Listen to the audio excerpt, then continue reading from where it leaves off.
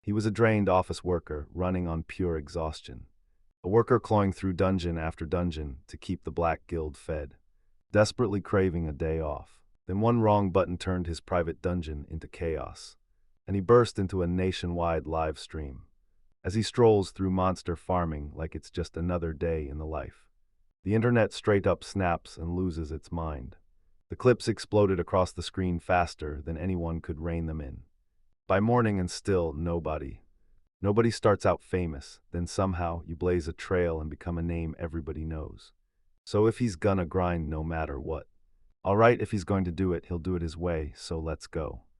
Alright, let's do this. The tale kicks off with Makoto Tanaka, a Black Dog Guild employee, slumped in the office and spilling the damage. 5 A-rank trolls, 4 basilisks, and 3 S-rank tyrant dragons. Every single one of them is a deadly monster, and it looks like he'd missed the last train again today. He stared at his wristwatch, wiped out tired. He told her, I'm heading into the dungeon right now.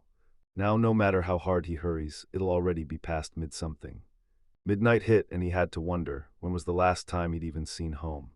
He flung himself back in his chair and tried to will sleep to come, right now. 10 years ago, strange new structures sprouted out of nowhere. Everyone called them dungeons, and the moment they opened, unknown monsters started pouring out like the world had cracked. And yeah, he also spawned a whole arsenal of weapons and gear made from materials humans never even dreamed existed. The first crews to crack this mystery, they weren't explorers at all, they were called seekers. He also stormed off there, hunting treasure like it was his destiny. He knew that in a job like that, one wrong step could snatch his life away. But when dungeons finally started popping up, then fighters with special abilities started popping up, one after another. They were so ridiculously stronger than regular people, tens, even hundreds of times stronger, that it was basically unfair. Lucky or unlucky, he still somehow unlocked abilities. Then he boarded a train for Shibuya, and the moment he stepped in, people gasped in shock like, wait, monsters like this are here too. Everything about it looked wildly exciting, and he swore he'd step into a dungeon at least once. But the danger was real, and he couldn't just charge in, not when he was still not awakened, because death would snatch him fast. The protagonist realized, yeah, when he really thought about it, he'd brushed death more than once inside those dungeons, and they even built a special web. DTube let people post their wild exploits, and in no time at all, it blew up into a full-on sensation. Of course, he never filmed a thing there, because he basically lived at work. He slapped his card against the reader and pushed through the turnstile like he owned the place. And right there, as everything hit like a wave, he realized, he was starting to feel way too old for this. He bolted straight to the Shibuya dungeons. He shoved his info card back across the counter, pointing at the board, and the girl swung back into view. Paul shoved it back into his hands, shot him a fierce good luck for the battle, and then dropped that crucial passage.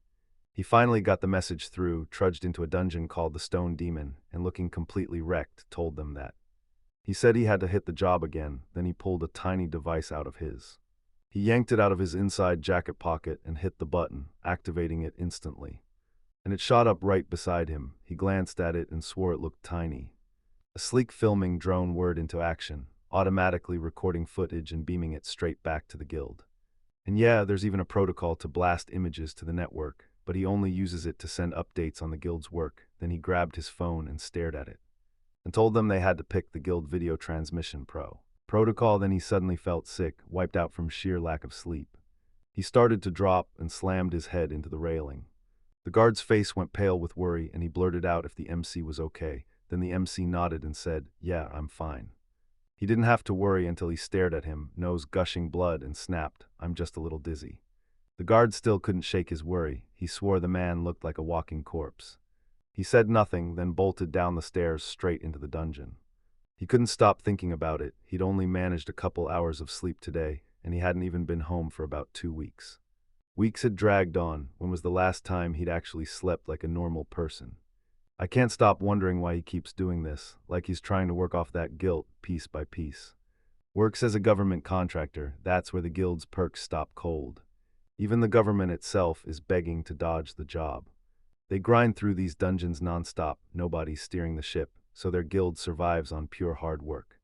If he keeps pushing like this, death by overwork is right around the corner, and even though he knows it, he's still so slammed with work that quitting never even crosses his mind. Today, he's charging back into the dungeon with that same deadpan, lifeless face. He stared at his phone screen again, jabbed the button, and said it. Everything was already spinning, like it was swimming right past his eyes. So he had to slam through everything here, right now, because he was chasing his goal today. It was the biggest dungeon in Tokyo, the Shibuya dungeon, and that's where he was headed to spend his next day. He yanked his tie into place, then declared he was heading to work. He stepped into the dungeon. Little did he know that the real trouble was about to start, and it all began because of. After today's trip into the dungeons, his whole life was about to flip upside down. Viewers started piling into his stream, typing, "Who is this guy?" while he had a guild report shoved right in the title. Maybe that's why he blew up, huh? That's a settings glitch. He's clueless how he even kicked off the stream, barely glancing at the comments. Wait, is this the Shibuya dungeon? Because it's the brutal one. Does he even realize what he just walked into? If his crew doesn't have at least 3 people and he doesn't have any backup, he's dead. What 3 people are we even talking about? Reinforcements won't even reach him. It honestly feels like this channel was never meant to have streams in the first place, because it's a huge hit and it belongs to the guild. And then this guy, are we talking about an actual guild employee? Yep, the guild website even lists him. He looks down, spots that he's all dirty, mutters that it doesn't matter, and then practically bolts like he has to hurry before it's too late. Fans said he stared at their website standards and went wide-eyed. Then they counted all the monsters he'd have to slaughter and watched him shrug like it didn't bother him at all. But this guild feels way too dark, so don't just take their word. Go check his standards yourself. He's gonna post about this stream on his socials. Also, doesn't he look familiar? I swear I've seen him before. Anyone know who he is? Did the news catch him too? Makoto bolted down into the dungeon and it hit him. Dungeons were split into top, mid, and bottom levels. The one thing he needed was right there, at the very bottom of the whole dungeon. He slammed to a stop right before the abyss, and he realized that under normal circumstances he'd slip down slow and steady, but now there was zero time to waste. He was out of time. If he didn't act now, he'd have to hurl himself straight into the abyss, so he strode to the very edge and declared he had to go back to work again. He couldn't take it anymore. He wanted to break free of all this and bolt for home, craving a steaming, home-cooked meal more than anything. He stared at the gadget beside him and thought, this is definitely getting filmed. The guild president wasn't even coming around, so he slipped in unnoticed, no one the wiser. He snapped with a sour face that they wouldn't raise his salary anyway, and then he admitted how much he hated his dangerous job. He was praying he could finally snag at least 2 solid hours of sleep today. Everyone was staring at him and they were like, if this is the only way he can finally fall asleep, maybe he shouldn't be working here. This is a guild worker, so what are the authorities even watching? They're flat out breaking labor laws, acting like nothing can touch them, yet he's out here making a copy of this stream, and you just know it's going to blow up. This video is absolutely going to rattle the people upstairs. He stared at the viewer count climbing 2 people at first, and now it was around 10,000. Then his phone started buzzing in his hand and he snapped, what's happening to my phone? Phone in hand, he figured it had to be company, because all he knew were guild contacts and maybe a couple of friends with no social networks, and friends never really message back. With a worn-out stare, he snapped that all he ever gets from them are insults and threats, so he's tuning them out, because tomorrow they'll be laughing at him again anyway. He doesn't even get a second to argue. He's exhausted, and right as he's about to drop down, he blurts out that it's time for him to go deeper. He swore that at the very heart of the Shibuya dungeon, there. Dare you, there's a deep pit below, and if you jump in, there's no coming back. Once you dive in, you'll be pulled straight down into the deep end. He started to tumble, and in a flash he realized how deadly it was, so only a tiny handful of adventurers would ever dare step into that danger. If they hadn't shoved this damn normal on him, maybe he'd have lived, because everyone watching freaked out and spammed, he's gonna die, like, what the hell is he even doing? He stared at his phone and boom, notifications started flooding in. He grabbed his phone and demanded, why am I getting bombarded with notifications like this? But he's convinced it's nothing important at all. He just needs to shut it out. He stared at the device and realized too late that he'd probably forgotten the drone. It's got him on a tight leash, still catching up, even when he thinks he slipped away. He's still not used to having a camera pointed at him. It's not like it matters anyway. He's already doubting the whole thing. The company might even read the report, but he can't shake the question. How long is today's job really going to take? Take it. If he doesn't, he'll spiral into worry, but will he ever try streaming someday too? And will anyone even hit him back with real feedback? People stared at him and swore he didn't even break a sweat, so tell me, how long has he been falling? And he's grateful to whoever pulled him in. They pulled him in like this was destiny. This video's a total godsend. yet he still keeps stealing quick glances at the camera while dropping miles into the abyss. The MC shot a look downward and caught the bottom staring back at him, and then said, "All right, it's time to land." Suddenly, a massive dragon swooped out of the sky and came straight at him. Roar so loud it shakes the air. Everyone in the audience gasped when they saw it, and then he slammed his pen down and wrote it. He wrote, "Wait, what was it? A wyvern? That's a monster even seasoned adventurers fear, and if it had sunk its teeth into him, he'd be dead for sure, and man, he hadn't seen anything like monsters devouring people in ages." He stared at it with a cool, steady face, and if he was remembering right, called it a red wyvern, a monster from the lower levels. Then it decided he looked like dinner and swooped in to attack. The monster shot through the air straight at him. It sprang its mouth wide open and he let out a brutal scream, loud enough to shake everything, and then, right after that, with a calm expression on his face, like nothing could shake him, rage flared across his face and he snatched his sword and unleashed a jaw-dropping, lightning-fast strike as he sliced the wyvern clean in half. Then he ricocheted off the wall like a bullet and slammed into the ground, crashed down with a thunderous boom, and when it finally died, the monster's body crashed down right beside him. He fixed his suit like his life depended on it, and with a steady, calm gaze, he spoke one simple truth: it's time to work.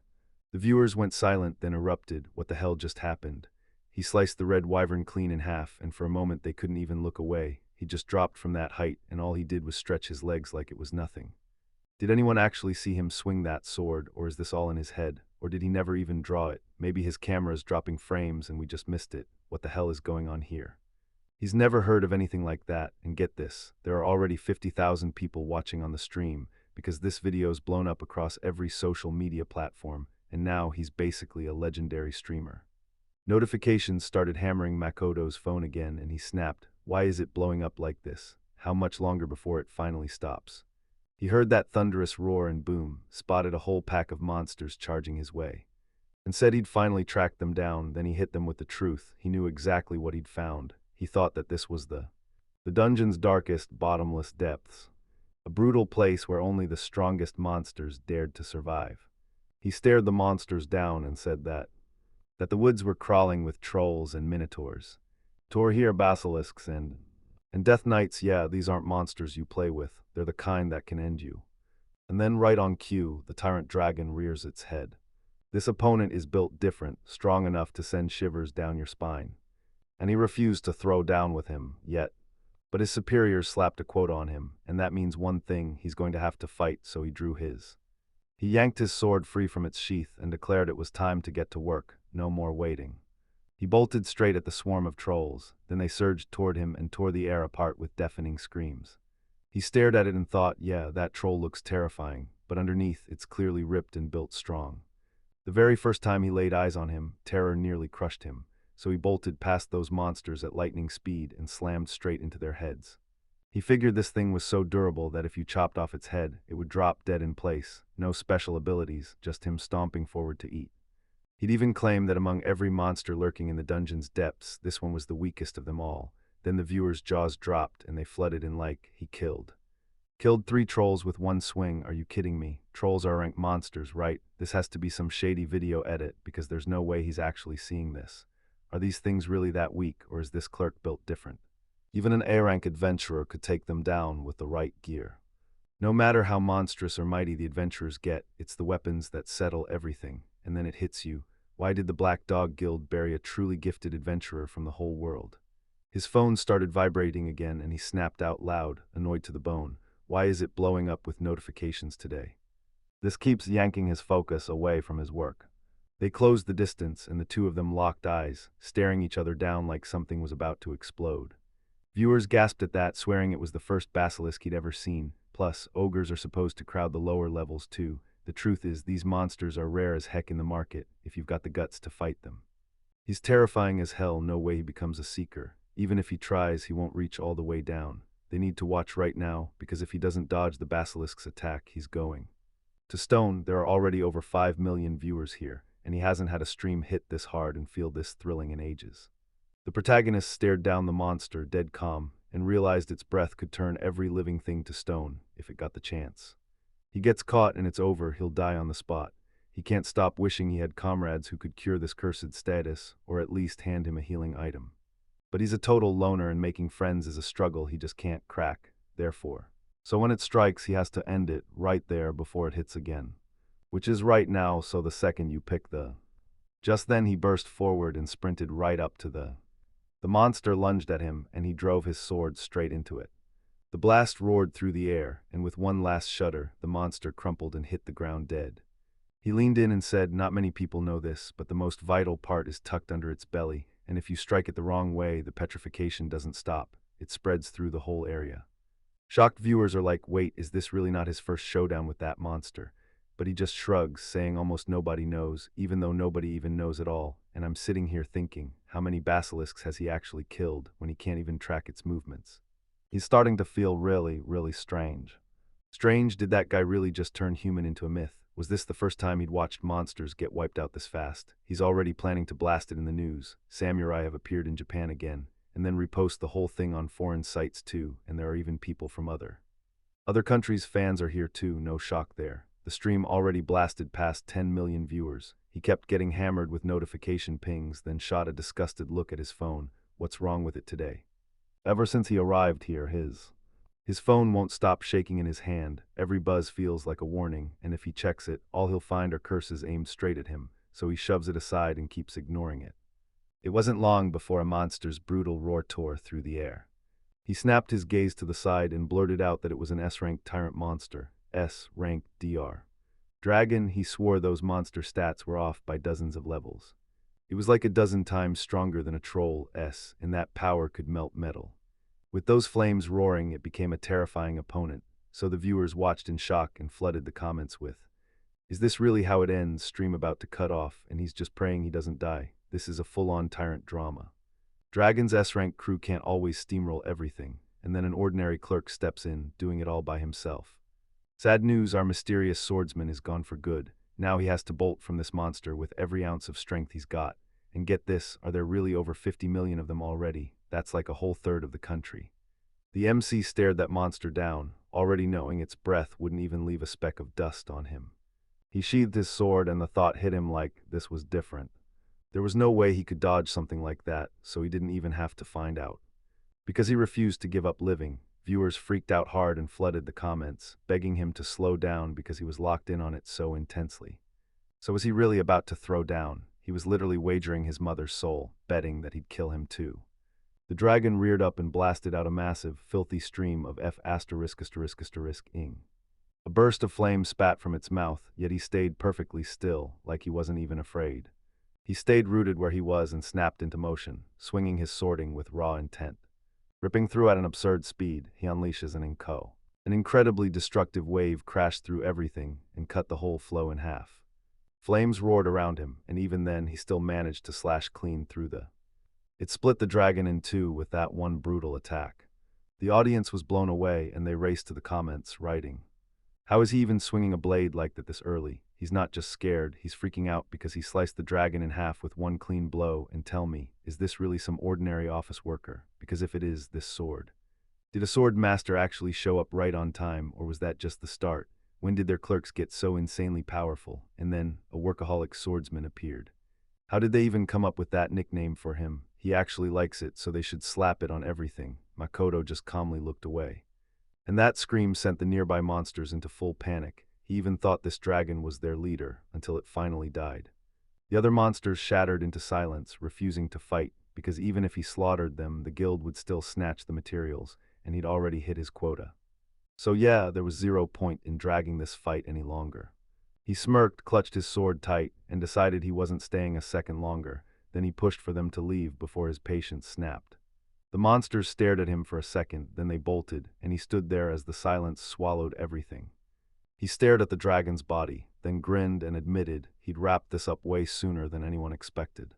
He had to hurry. Maybe if he played his cards right, he could swing by the grocery store and grab what he needed. He glanced at his phone and told himself he should have checked it first. Then he realized there was a ton of. Seeing all those unread notifications, he couldn't even process it. Then he snapped his phone off. He tossed the phone down, flipped it back on, and still, those notifications refused to vanish. With wide-eyed shock, he demanded to know just how many notifications had come in. Then the sentence cut off mid-sentence. At that point, he couldn't ignore it. His phone was lighting up non-stop, and he had a whopping 9,999 notifications screaming for his attention. More notifications popped up, ones I'd already seen, so tell me, where did they even come from? He yanked his phone open and saw a ton of notifications. He got slammed with a ton of notifications, message after message, screaming that someone had just dropped a new comment on his recording. He stared at it and demanded answers. Why was his phone blowing up with notifications from there? He stared at his broadcast and then erupted in shock, shouting, "Why is my video up there?" So yeah, those comments came from this, and he couldn't stop replaying it in his head, wondering how this happened and what was really going on. He snapped out of it, replaying what happened earlier, and with a worried look on his face, he blurted out that he'd set up the company's broadcast. Company, he glanced at his settings, and then, with a panicked stare, he feared he'd messed up the settings. So every move he made got blasted across the entire country, no secrets left. Yeah, he's basically not famous, right? So that stream barely got any eyes on it, am I right? He stared at the viewer count dropping, worry clawing at him, and he blurted out a question. 100 million people watched, then he dropped to his knees, convinced he was about to break. He was logged into the company account, and there were barely 2,000 people in the place, so tell me, where the heck did those 100 million people come from? He's done now, because even big-name streamers and TV hosts can't pull anywhere near a million, but out here, it's a full 100 million. He stared at his device with a clenched, worried face, and fans swore he'd finally clocked his own stream, because on social media he'd already earned the nickname Workaholic Swordmaster.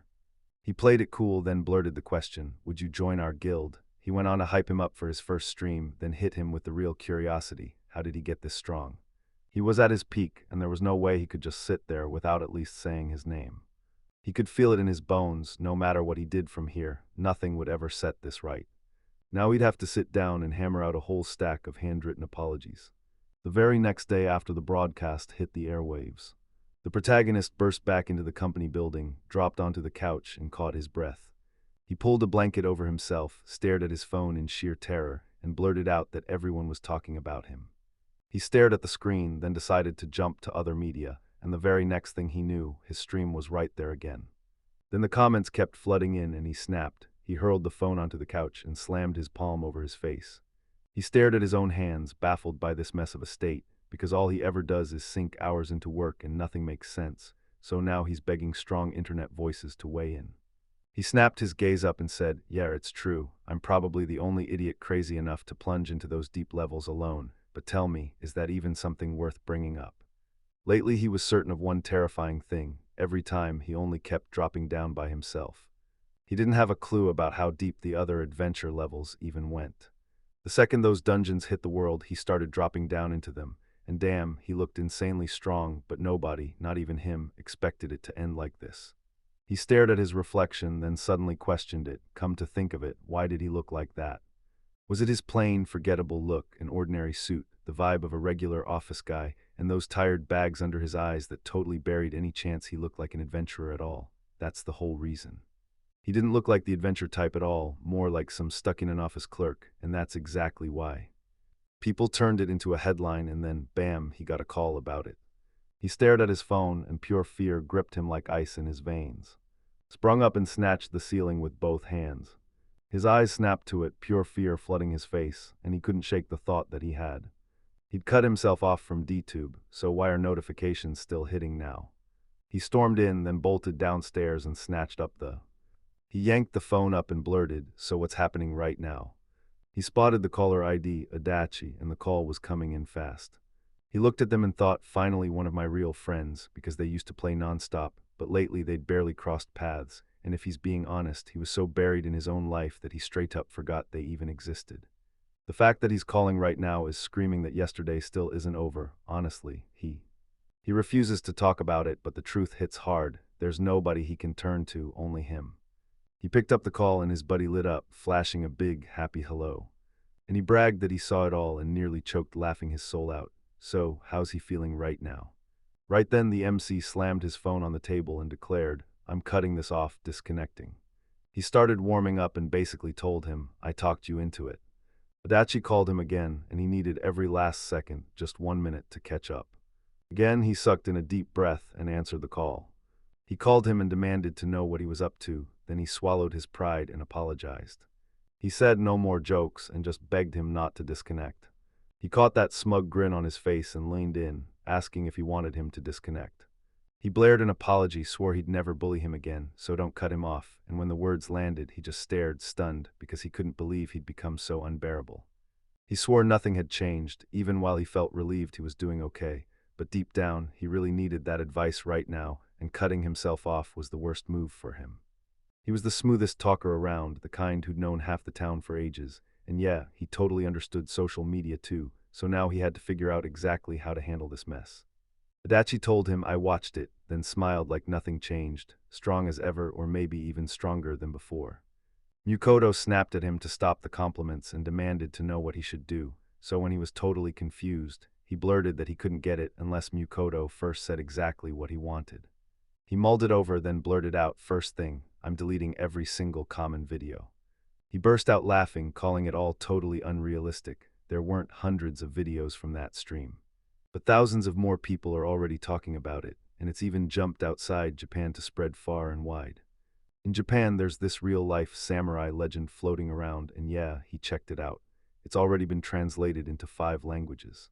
So he's got no choice but to swallow the truth, and he's freaking terrified because this isn't the ending he wanted at all. He even told everyone that during the broadcast, foreign users were dropping comments. He blurted, "All right, cancel the video deletion," and then snapped, "So what do we do to shrink this mess?" Surprise hit him and he fired back, "Wait, what are you saying? He just blew up and became famous, so why is he trying to throw it all away? This shot won't come twice," and that's when rage hit him hard as he burst out loud, "What are you even talking about? He's just a regular office worker, no blogger, no streamer, so if he suddenly blows up, it won't bring him anything good because his boss will just rain down even more sarcastic remarks on him." He grabbed. He clutched his stomach, stunned that the one thing that could handle acid slugs had suddenly become weak to stress. He stared out the window and snapped that it felt exactly like office plankton, slaves to the grind. "It's burned into his bones, so tell me, you get it right."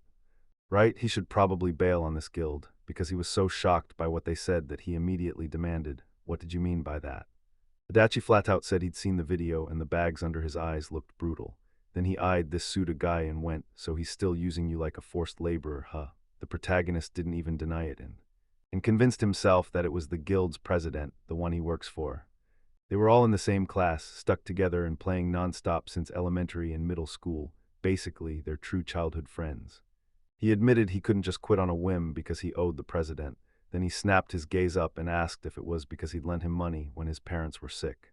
He already coughed up the money and ground his way through every last bit of his debt. He finally decided it was time to live for himself, so he thought it through, then straight up asked for exactly that and said, "I want to live for myself." He stared at his own hand, stunned that all his hustle had somehow left him blind to something like that. So he can finally live for his own damn self. Adachi stared out the window and told him, "Suda probably warned you, if you quit now, you'll never land a job anywhere else." Then he nodded, confirming every word. He cackled and bragged that he'd already leveled up into a real seasoned evil boss, so don't let those words hit your heart, because tons of guilds are out there, dying to grab him. Plus, you could go freelance and never answer to a company, but he warned you that freelance pay won't be great, and you can't trade currencies without the proper license. He figured out the dungeon loot doesn't swap straight into yen. First you cash it out for a special currency called G, then you can finally trade that for yen, but only if you've got the proper license. Usually companies run this, not some individual, not some random person. It's a tangled system, but without it, the economy would crash overnight. Those dungeon drops are packed with priceless treasures, and they stretch supply like crazy. Japan isn't the only one. Most countries run systems that look a lot like this. Adachi told him, "I'm not asking you to quit your life and go freelance, dude, just become a dungeon streamer." He figured a dungeon streamer was the kind of person who, yeah, just like the name says, they're broadcasting their dungeon runs, turning those streams into real cash, even without some fancy currency exchange license. The license doesn't change the question. Those famous streamers rake in cash, but can he really handle that pressure? He shot back that he wasn't asking him to give it his absolute best. He just wanted to back him with everything he had, no matter what he chose to do. So the MC was completely blindsided by it. And he figured since he works for a company that backs adventurers, he ought to be a total expert at dungeon streaming. But ever since childhood, he's been the steady guy you can bet on. Ask him anything and he'll jump in without hesitation. And when he said it back, it sounded like pure encouragement, like you'd always be able to count on him. But could he actually quit his job? Somehow it felt impossible. Every time he tried to picture it, his mind just stalled. Doubts crashed through him like the word unemployed weighed a ton on his shoulders, crushing a man his age. Adachi shot back that he wasn't about to say something like that. But even then he couldn't help it. He stared in awe and admired him. Left him absolutely stunned, and with a grin he said, "Yeah, I'm right there too." Yeah, he once dreamed of being an adventurer, imagining epic dungeon fights, then watched himself fight and went, nah, because if a guy cool enough like him existed, why would he ever need to step into a dungeon? So he landed a job as backup for adventurers and hit the road with them. So he could build his strength for that one person someday. Makoto shot the question right out, who was that guy? And wait, did he actually know him? He let out a deep sigh and admitted he'd been a total idiot since childhood. No wonder he was struggling at his current job. He said he should quit it right now, then joked that maybe they should hire him to deliver tea to their company. With a tiny smile, he added that if this sounded tempting, then it meant things were already falling apart for him, and he nodded, saying, "This is a brutal case for real. Since he could take down even the tyrant's dragon, there was no way he'd stumble to someone like Suda." He shot him a grateful look, thanked him, and promised he'd reach back out again soon.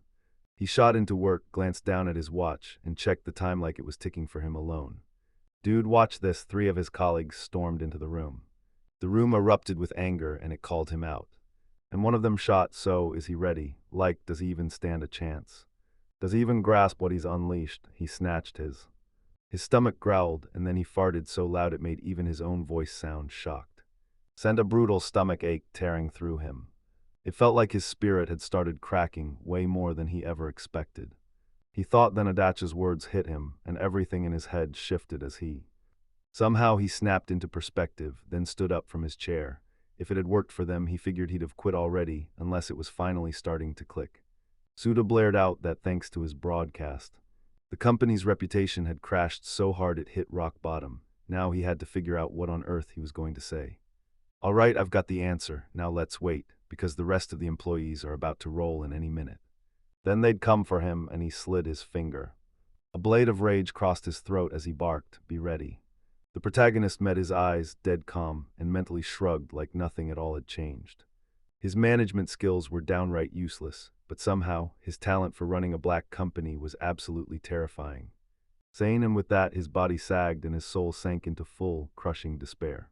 He snapped around to the employee and blared that he'd warn the others. If they weren't on time, he'd cut their salaries on the spot. He figured he owed him something, sure, but he wanted to live for himself, and that meant throwing himself into a fight.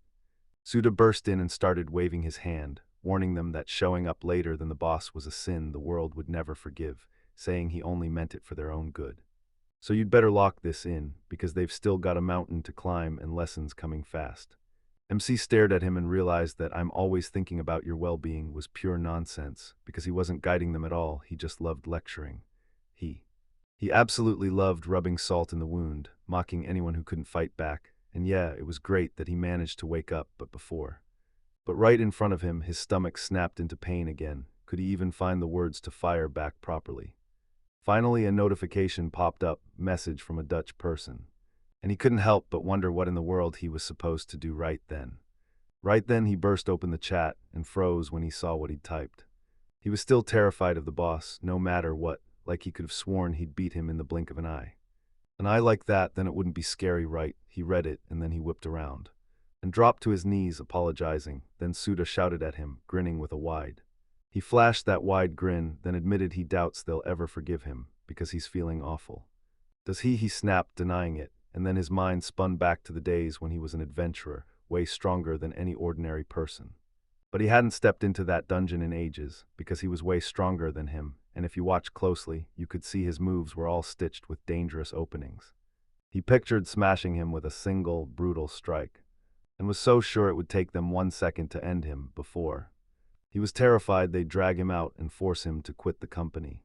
But now he snaps his eyes up and realizes the tyrant dragon would have been way scarier, so what was he even terrified of before? He wasn't a F***, not even close. He wasn't scared of a single thing anymore, not even the risk of quitting. He knew he could take it. Then the whole crowd surged into the room. The room blared its apology and swore they were. Suda whipped around and blared, "You're late." Have they even glanced at the clock? He spun away from them, flashing a grin so wide it practically grabbed their attention. and he warned that anyone who showed up late later would get their pay cut. Then he turned to him and said it. He leaned in and asked, "You ready?" And he should spill everything He made sure every other employee got it loud and clear. Makoto just stood there, eyes steady, and figured this was exactly how he always acted. First, he forces the employee to spill his side, then slams in mid-sentence, cuts him off, makes him stay silent, and it hijacks the whole conversation, and by the time the employee realizes what's happening, they're already throwing in the towel, ready to shut down before they can even say a word. Anything because he's got zero shame. If this happened earlier, he'd still pull the exact same smug face like everyone else, and then he admitted he messed up the broadcast setup and let the work info slip out, and yeah, it was 100% his fault, and he couldn't stop regretting it. He spotted that big grin on his face and figured he was probably already cheering himself on in his head, way before anything even happened. Suda spotted the perfect crack in his spirit, slid up to him, nodded, and said, plain and brutal, that what he'd done was horribly wrong. They couldn't help but think, how is he even going to make up for this? Because, deep down, they already feared it would turn out just like this. Before all that, he changed his mind. Today, he flat out said he's refusing to pay for it. That guild's got a brutal rep online, and yeah, it all lands squarely on him, so don't blame him like it's his fault. Rage exploded in his chest, and he snapped, "What did you just say?" "Come on, he didn't do it. This isn't his fault. And who does he think he is, anyway?" He blasted him with a vicious kick and hurled something right at his face. But he slipped out of the way and shouted, "Say it again," so loud it shook the air. He stared him down with a steady face and said, "I know, this guild is rotten through and through. It's not like we made it up, it just finally came to light, and if word about what they really did keeps spreading, then." He took the blame for it all, and only their actions spread it. Then he dragged everyone into this mess. Suda snapped, shouting at the guild, "Is this a black company? No way, he still pays the minimum wage and even throws in 1 day off a month like it's a gift. But tell me this, who's choosing them, handing them the work, and trusting they can earn it when nobody else will hire their worthless asses?" "It's all him." He stared at him calmly, and once he heard those black company lines, he decided to run a survey and find out how many people actually think this guild is worth a damn. He snapped, demanding if the salary he'd calculate for himself was the real number, then pointed out that the days off he got were way fewer than the dungeon had promised. He dives into labor law, convinced nobody's watching. That only made him more furious. He snapped out loud that it didn't matter, because he's doing government work too, which basically means, yeah, he is asterisk the government. The MC stared at him, face tight with disappointment, thinking there was nothing left to do about it. And trust me, this guild is rotten to the core. It's completely black. Black, the whole office is rattled, every employee's in shock, and he's convinced they'll all drop their jobs just as fast. He's wrung everything he can out of him. Now it's time to stop circling and lay the whole truth on the table. He's done listening to that irritating voice. He wants it out of his head for good. He threw his phone out, apologized, like he'd finally hit the brakes on everything. They've been side by side for ages, then he slammed the button. She tapped the button and a hologram snapped to life, showing her in full view. Suda gaped at it, totally stunned, and blurted, "What does this even mean?" People watching the broadcast said dark words were spitting out nonstop, and they better call the police right now, because this is the ugly side of Japan. The chat is exploding with every second, and he hasn't seen a revelation-filled party like this in ages, so now tell me, how's he feeling? What's going on in his heart? Viewers kept sending messages, and he snatched his phone, dialed, and asked, "These modern drones are seriously high-tech, right?" Then they even had a cloaking mode, so they could beam what was happening in plain sight without anyone catching on. Because an accident leaked the info, the Black Dog Guild channel's subscriber count exploded. The number jumped up on the video site like a spark, viewers flooded in right away, and now he knows he can't stall anymore. It's time to face the bills. Viewers were going wild this morning like, "This show is amazing," and now he's got to keep that energy going. But tell me, how's he feeling right this second? The popcorn was so good he tore through a whole bowl like it was destiny, and yeah, he's an internet star. Now does his boss have anything in his brain besides insults? That message got sent straight to the labor inspector, so you know there's going to be an explosive stream today too, and his reaction, absolutely laughable. Makoto stared at his phone and realized, wow, way more viewers had piled in than he expected. Social media was totally blowing up, so he threw his phone down, fixed a serious face, and called out loudly, saying, he told him there's no escape now, too many eyes already caught his moves. So can he pull his usual intimidation act and shut everyone up, even if he's not sure he can silence all these viewers? Suda's rage exploded. He grit his teeth and blasted out a brutal insult at him. He stared him down, ice calm, realizing that if it had come to this, his last trump cards were gone, because he's always been the kind to rule with fear, smart enough to see what's in front of him, yet he never thinks far enough ahead. He can't possibly have a way out of this. Then he storms toward him, barks loud with pure fury on his face, and demands what he's even trying to pull, like, "How dare you do this?" and then does. Does he want revenge for how they exploited him? The protagonist flat out admitted he'd be lying if he said it didn't happen. Because of them, he lost priceless time, but that's already done. The only thing that matters now is what hits next.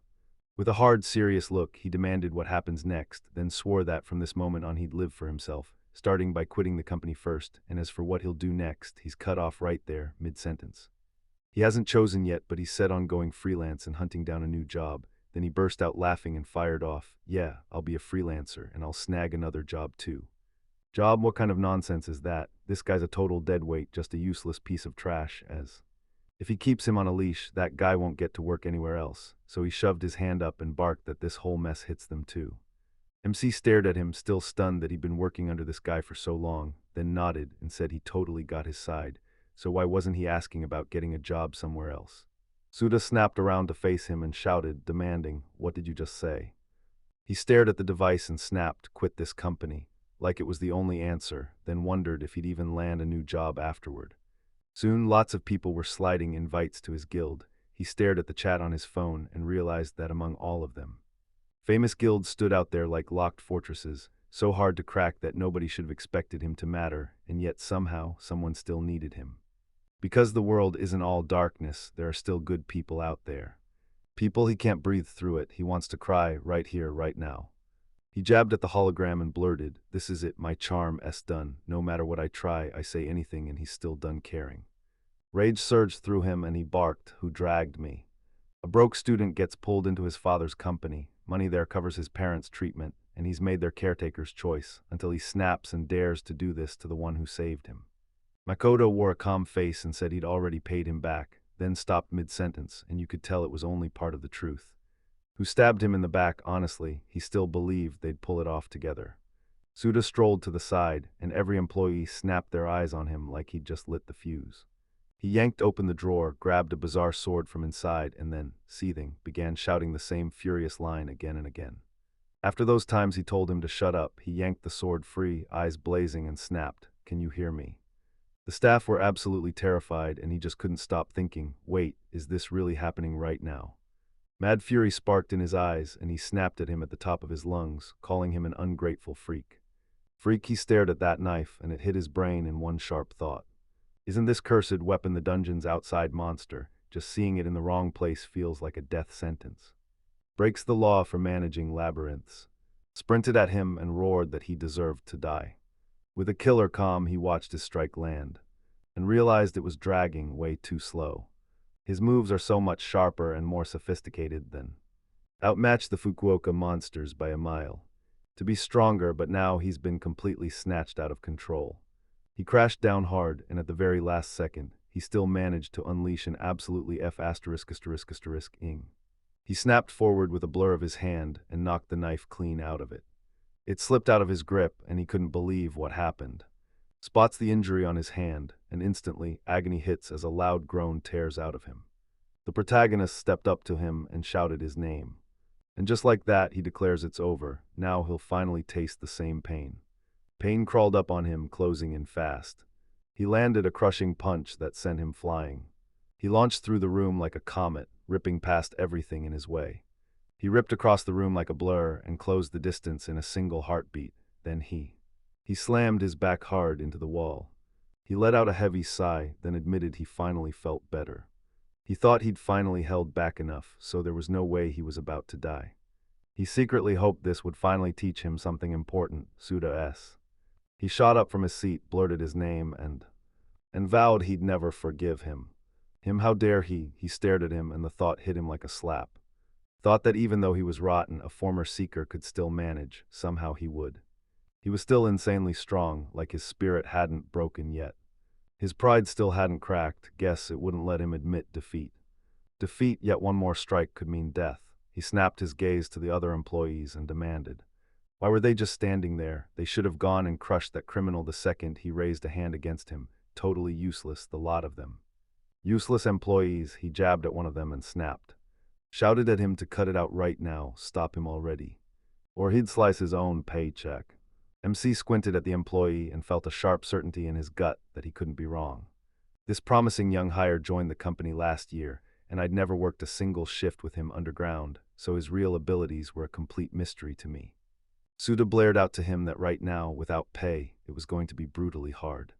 He had the power to make sure he'd never work in this industry again, and he didn't want that, did he? The employee staring.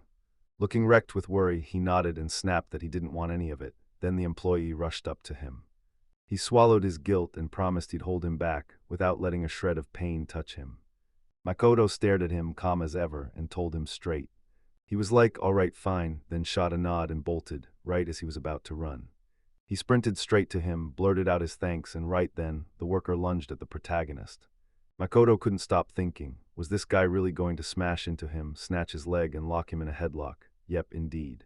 A savage way to lock your opponent in place. But the moves felt way too simple, and sure enough, they slowed to a crawl just like he expected. A worker rushing toward the protagonist's leg grinned, gotcha now, and the MC leaned forward. He lunged from above and smashed into him, blasting him down, sending. Slammed their opponent's face into the ground. Crashed onto the floor, wham, and a massive bump bloomed on his head. As the blow landed, Suda snapped out a furious breath. The protagonist hauled his opponent to his feet, then flicked a quick look sideways at the president. Suda spat out pure hatred, useless idiot, he's not getting away with just a pay cut. MC cut him off and demanded the president surrender. Right now, this is live for the whole world to see, and it's done for him and for this guild. Suda snapped furious, screaming at him to shut up, because the guild got this big on his watch, and he'll never let it all be torn apart. Then the president snapped, go capture the MC. A huge coworker shoved into the scene and planted himself right in front of the protagonist. The protagonist's thoughts cut in, no, it's nothing like that, because that young one's got a totally different vibe. That young employee is already a seasoned pro, yeah, they're not new at all. Suda puts all his faith in this junior, because they've run through dungeons together again and again, so this guy knows exactly what he's doing. This time his powers hit harder than before, and trust me, defeating him is anything but easy. The president screamed at Goda, demanding he end the MC right there. Makoto couldn't stop thinking about how he was going to handle him. Suddenly the guy lined in and whispered right by his ear, and it hit him. He was finally out of here. The man was congratulating him on making it. The protagonist snapped his gaze at his colleague, stunned. Goda continued, he'd been circling this thought for ages, convinced Makoto was too big for that kind of guilt. The guild is ready, he's gotta step into a bigger arena and fight like his life depends on it. The protagonist thanked him, still stunned. Goda's reaction hit him off guard completely. Back when they'd been creeping through the dungeons together, Goda had stayed strangely quiet, and the MC even started to assume he couldn't stand him, but nope, turns out that wasn't true. Suda snapped with rage and yelled at the guy for wagging his tail at. Scum, stop glaring at him like that and go look him straight in the eye.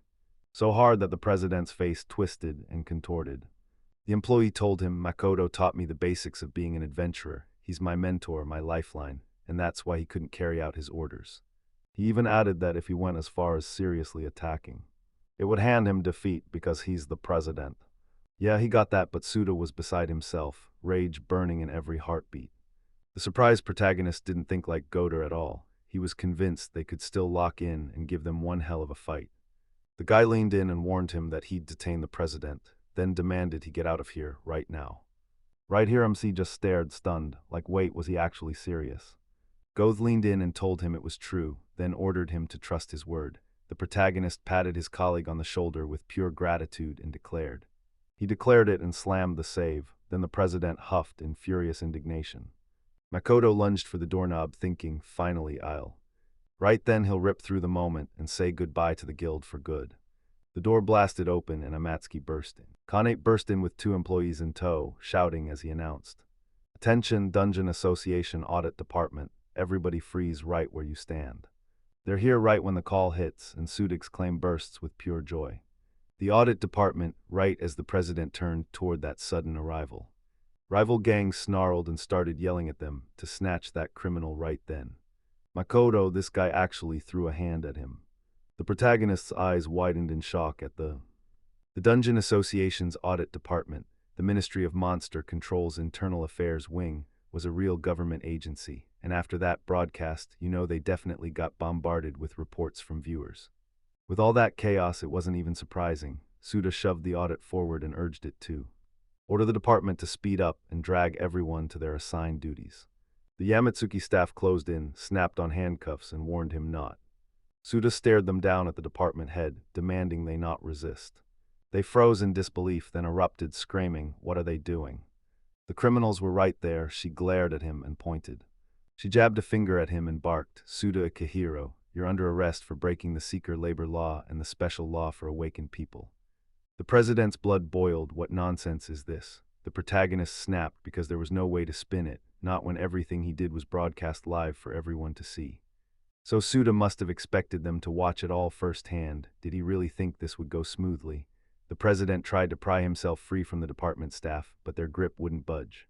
He stared at his stunned coworkers and realized everyone noticed how rude he'd been to the staff, and now his time on top was finally over. Still, he wouldn't calm down. He blared that if they were going to haul him in, then they'd better haul him in.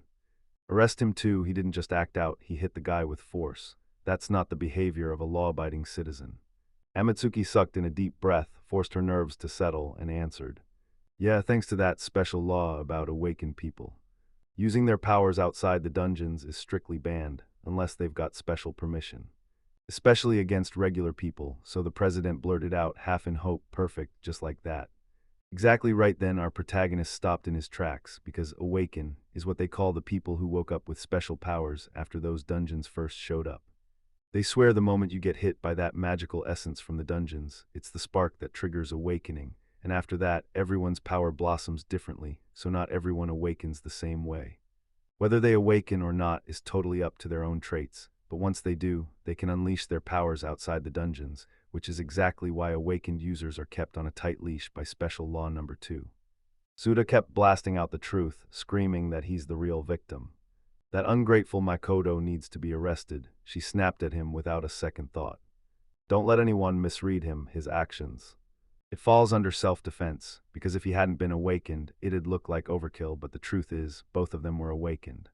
Suda went in swinging first, even pulled out a weapon, so his guilt hits way harder than the rest. The president snapped in shock, staring like, "Wait, what is she saying?" Leaned in toward the protagonist and hissed, "Everything's gonna be fine." He nodded because yeah, Sudo isn't just some nobody. He used to be an adventurer too, and he's awakened, so they can't haul him in under that special awakened people law. Good news, the president finally came to his senses, and Amatsuki spun toward MC, saying, "And somehow he still has to drag himself to the police station. Does he even realize what that means?" He let out a heavy, defeated sigh. Yeah, there was no way around it. He had to go. Then he leaned in and studied the girl a little more closely. And then she stared at her, stunned. Her face looked way too familiar. The protagonist leaned in and asked her, "So, are you a Matsuki?" The girl flashed a grin and blurted out a shy, embarrassed reply. Then it hit him like a lightning strike. He finally recognized her. With a confused look, MC wondered if they'd gone too long without seeing each other, so that's why he didn't recognize her. And honestly, it's wild how much she's grown. Suda blurted her name in pure shock and kept pressing her with questions. He demanded to know why the head of the first cleansing unit was here, and she snapped back that when awakened intruders show up, the first cleansing team has to deal with it. If they slip away, regular folks can't even get close, let alone grab them. The president nodded like it all made sense, but then I had to ask, why would someone as important as her show up for this? MC knew he hadn't done anything wrong until the truth hit him. Amatsuki had done plenty. Still, it was wild that she'd even bother coming for someone as insignificant as Suda. The first cleansing section is the ministry's own inner weapon, its monster control department, run by the elite division of the Monster Control Bureau. Every employee is a top-tier awakened, and when monsters crash into the city, they jump into action, helping round up awakened criminals on the spot. She's the chief of the very first cleansing department, strong, sharp, and unbelievably beautiful, a rising star in the Ministry of Monster Control. Even though she's younger than him, she's already running the first cleansing department, proof that her skills are off the charts. They used to tear through dungeons together, and somehow they always clicked. She's elite through and through, he's just some office worker, living the 9-to-5 grind, so how did the gap between them get so massive? Pure heartbreak hit the air, she answered Suda, and that was it. No secret motive, no hidden message, just some free time and nothing more. In the middle of it all, MC couldn't help but wonder. She had to be absolutely swamped. Was any of that actually true, or did she just come here to meet someone? The girl shot him a furious glare, then spun away like he'd already ruined everything. He couldn't shake the feeling she might not actually stand him. She snapped her orders to her aides and had the president dragged away. Suda roared even louder, "Let them go," and the next words cut off because he was the "If it's the guild president, then let them step in and put a stop to this chaos right now." Then he snapped his attention to the protagonist and warned him, clear as day, that he'd never get to slip out of this. Remember this, he'd strike back for that humiliation without hesitation. Those first section staffers grabbed the reluctant suitor and barked that if he didn't stop fighting, they'd take action. So he dug in and refused to back down, spitting, "Do they even know how much tax I pay?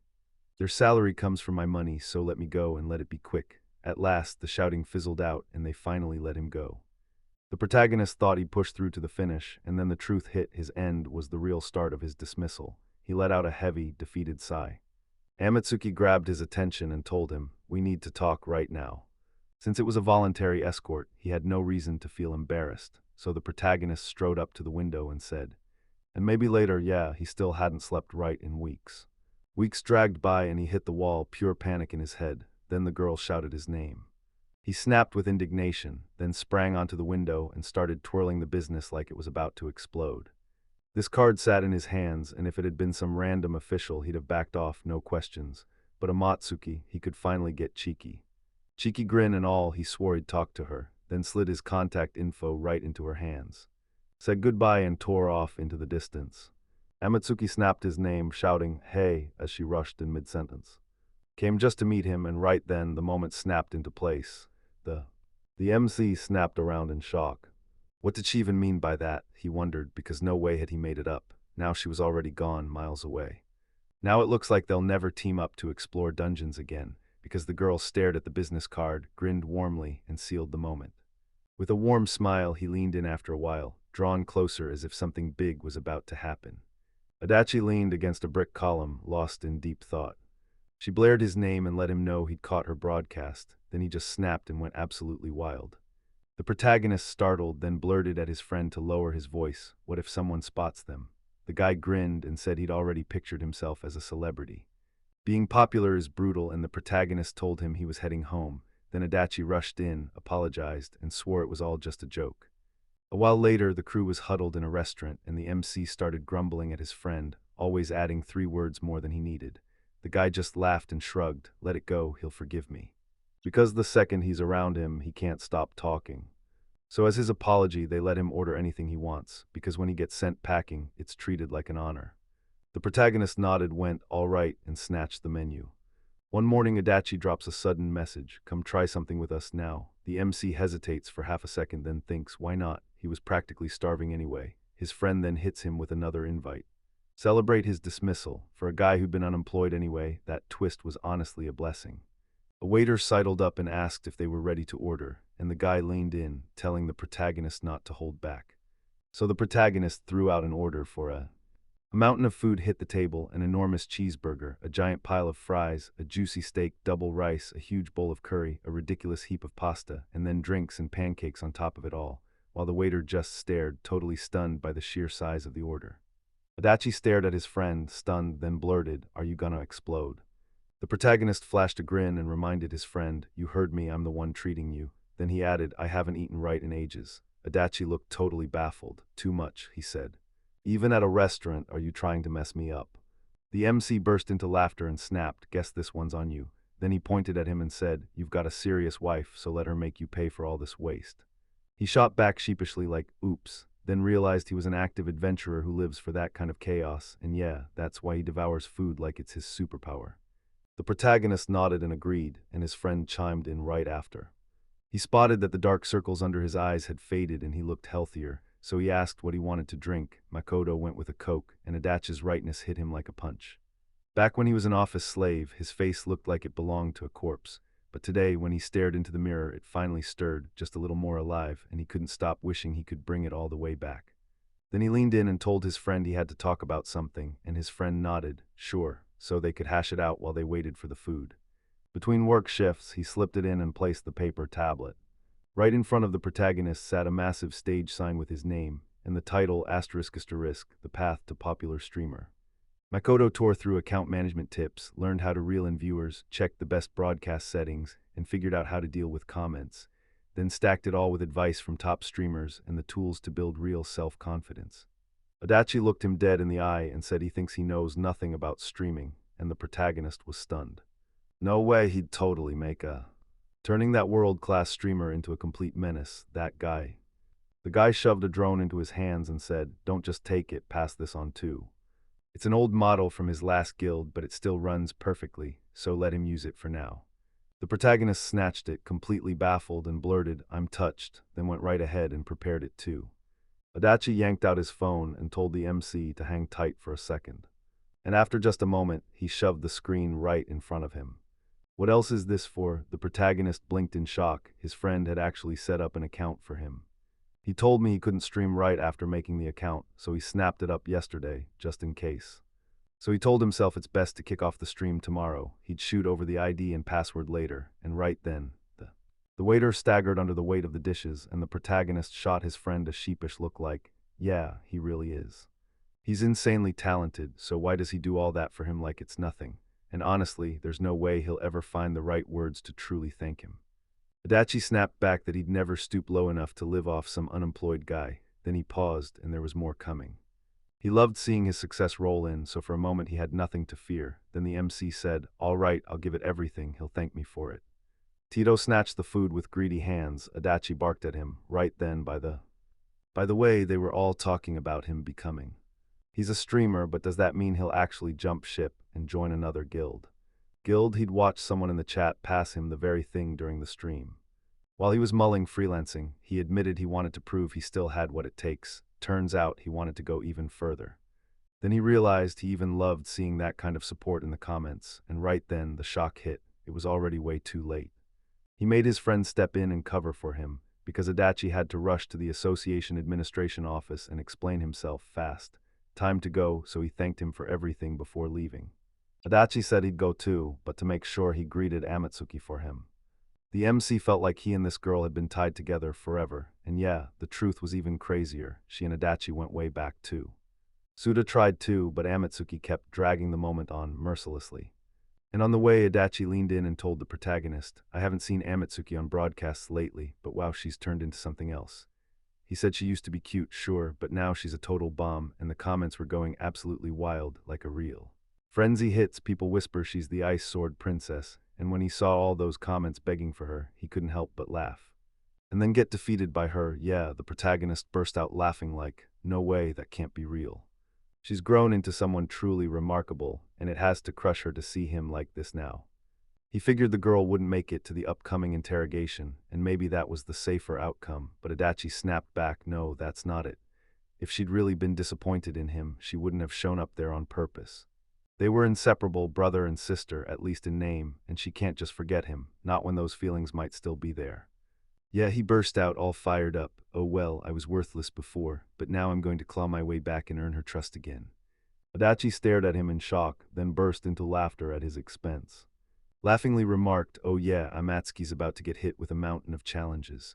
The protagonist blinked, baffled. "What are you talking about?" The guy just grinned and shrugged. "Let him worry about it later, he'll forget all this anyway." What? The MC hugged the backpack stuffed with his friend's work to his chest and blurted, "Whatever. Whatever, he'll see this and start streaming tomorrow." Adachi shot back, and he'd be watching it while he was at work. He shot Makoto a burst of good luck, and the protagonist practically bowed back, thanking him with all his heart. After what felt like forever, the protagonist finally burst into the area. He wiped his neck and forehead with a napkin, then muttered, "Man, it's brutally hot. Now he can finally crash for the night and wake up on his own schedule. Like, just look at how happy he is." He sprinted toward the Nisha Shinjuku dungeon and shouted, "Today, he's giving it everything." Best as he stepped in, he slammed the thought into his head, "No matter how. So how many times have you been here?" Everything still looked insanely impressive in this. The dungeon had burst out of a massive crack in the earth, and up to now, only the middle floors were mapped, so if he started broadcasting right away from the deep levels, people might get bored too fast, so for now he decided to stay in the middle levels. Adachi's materials even hinted that the power of popularity. Polarity is awesome, but one sudden wave of interest can crash just as fast, so he prepped a drone and unleashed it. He yanked out his smartphone, linked his account, and blasted his ads across social media. As soon as he hit the app, a notification blared. His friend had reposted something, and the followers started racking up likes. The protagonist was totally stunned by just how fast it all happened. Good news, most everyone was still stuck at work, and those comments lit a fire under him. People were typing away because the workaholic swordsman was finally here with them, and everyone had been waiting for him to show up. The holy swordsman was in action, so what kind of battle was he about to unleash today? And yeah, some folks were already ready to subscribe 10 million times, all from different accounts. Everyone started gushing about his glowing complexion, and he couldn't believe it, because when the clock hit 1,000, he panicked hard, realizing the camera was turning him into a live target with tons of people watching his every move. Camera, honestly, it's wild, but I realized it all worked out because of them. And that he finally got to quit his job at the company for real. If he wanted to repay them and earn their gratitude back, he'd have to go all out, no half steps. He fought to steady his nerves, locked eyes with the camera, and greeted his subscribers.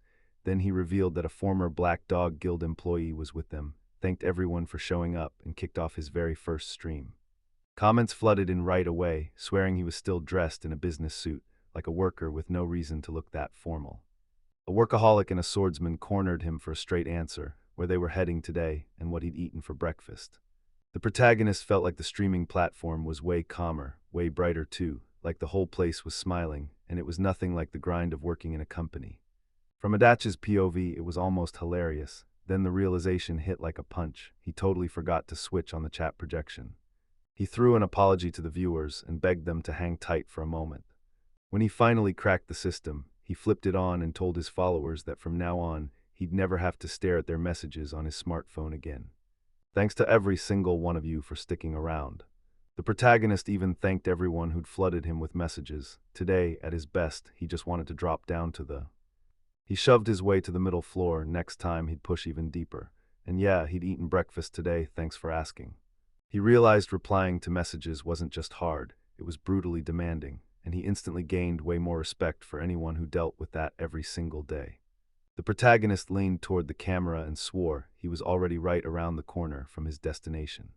If things moved like that, he'd jump right into the point, no beating around the bush. And honestly, he'd be beyond grateful if everyone blasted his broadcasts on social media, because right now he's unemployed. The MC kicked off the broadcast and promised that today's mission was a cliff dungeon in western Shinjuku. True to its name, it's carved right inside a massive cliff, so the Dungeon Management Bureau threw in an elevator to make it accessible. That's the road that takes them right to the entrance, except it's packed with brutal cliffs, and for some people, reaching the dungeon at all means something's gotta break. But the moment the MC dropped down, he spotted a long line, and it completely stunned him. He wasn't a stranger to this dungeon, but the truth was, he was brand new to it, so how on earth did he end up here? Wait, was he about to uncover a rare item or a monster hiding here? Now he's got to scramble and figure out what to do with this stream before it's too late. He lined into the camera and told the viewers he had some brutal bad news waiting for them. Today's dungeon run got wiped out, but some guys backed him up and swore it wasn't a big deal. No one's truly immune to this shock. Some viewers were crushed, but one subscriber snapped. He'd seen the hype was a calculated money grab, so he decided to rip himself out of the channel by unsubscribing. Rage burned in the protagonist's chest. This was bad news, and he couldn't just sit there. If things kept spiraling like this, his whole career would collapse. He clung to everything Adachi had drilled into him, word for word. But he wasn't ready for what came next, so he jumped in, told the viewers something clearly went down, and pushed him to reach out to other people. He figured he'd only just started chatting with strangers, but honestly, anyone can pull that off. The protagonist strides up to the guy who's stuck at the very end of the line. He swallowed hard, then nervously asked the guy, "Can I ask you something?" The guy snapped around, nodded hard, and said yes, then.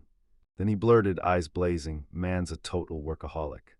The swordsman right, and the whole line snapped toward them in one instant. Months dragged by and then boom, excited screams burst out. Is this the one? Wait, what is this? Some kind of... Wait, doesn't this joke get even better? Because in real life, he's absolutely cooler, and the spectators couldn't stop watching as the commotion erupted. The protagonist was hit with pure embarrassment. Everyone stared at him like he was the main event, and his stomach immediately started to turn on him. Comments flooded in instantly. Wait, is he already this famous? Are they actually inviting him to the guild? One thing was clear, other adventurers were obsessed with him, and honestly, after that fight they just watched, it felt totally normal, so yeah, no surprise he was quickly turning into an idol. He grilled the guy, demanding to know why there was that line, like, what the heck happened. The man nearly burst with joy, shouting that he'd made it too. He'd reached the western cliff right along with him, and it turned out he'd gotten insanely lucky because they were both about to descend at the exact same time. The protagonist wondered if Western Rock was just the dungeon's nickname, because spelling it all out sounded ridiculously long and a total drag, and he pressed the guy again, asking why a crowd had gathered in the first place. The guy swallowed his pride, apologized, admitted he was just freaking out, and then pushed right on. The elevator to the dungeon was busted, but by morning, several groups still managed to slip down.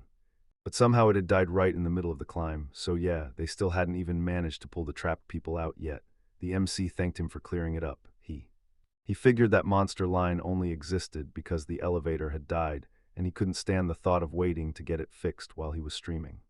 But swapping to a different dungeon wasn't on the table either, because viewers would have been crushed, and he kept staring at the screen like it held the answer. He noticed they'd already kicked off the debate, and at this pace, the replies would be raining in any second. Suddenly, like a light bulb in his head, he remembered something, a clue about what to do when the stream started falling apart. Thank God he saved it to his gallery, because when the hint popped up, the protagonist wasn't exactly thrilled. It basically told him to repeat the same mind-numbing routine, just like the days he was a corporate slave. He had to storm the problem head-on, because nothing beats the thrill of going straight for the best solution. Meanwhile, in the dungeon's reception area, the phone wouldn't stop ringing. It was going absolutely wild. Satomi, the receptionist, snatched up the next call and said, "Yep, there are 18 people inside, and we still can't confirm they're safe." My protagonist strode up to them with perfect manners. He gave the staff a quick nod, passed over his seeker card, and declared loud and clear that he was heading straight down into the dungeon. A workaholic sword master froze in disbelief, then blurted out in awe and confusion. What he was seeing didn't make sense.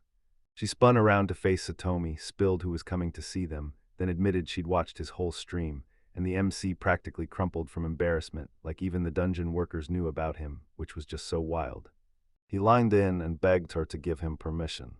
The girl blurted that she was only apologizing, but she had to ask him now, right this second. He waved it off and said, "It's fine, just let her get permission to speak to me." She nodded in agreement, and the protagonist's mind immediately started racing about how. To get into the dungeon, he had to submit an application and earn permission from the dungeon workers first. If you belonged to a guild, that org would take care of you, no questions asked, just like that. Because he was a full-on loner, he had to shoulder everything alone. Finally, the girl shot him a confident look and announced, "Everything's ready," and shoved the permission into his hands. He shot her a grateful nod, then tore off straight toward his goal. When the hero finally closed in on the edge of atop the cliff where the dungeon's entrance yawned like a dark mouth, he said he had to take Adacha's advice to heart and make it work exactly the way he'd always known how. He knew the truth, and right then, viewers flooded in with terrified messages. "If he jumps, it's over." Of heights and would have died on the spot just from looking down at it. Was that a farewell stream? Because this swordsman's really. The other seekers spotted the old man at the rift's edge and froze, because what on earth was he about to pull off? One girl even swore she thought he was leaving. Another seeker shot back, "Nah, he's heading the wrong way, and I can feel it." The moment he locked in his decision, he launched himself downward, and the whole place gasped in shock. Even the crowd reeled. What in the world had he done? Because if this went wrong, he could drop dead. For one shaky second, the protagonist froze, like maybe, just maybe, he shouldn't have done it. They've jumped after all, but in a job like theirs, you've got to plant your feet and stay solid, no matter what. But the chat started moving like it had a heartbeat, and that alone was a win. Continuing to creep downward with total focus, he told the viewers.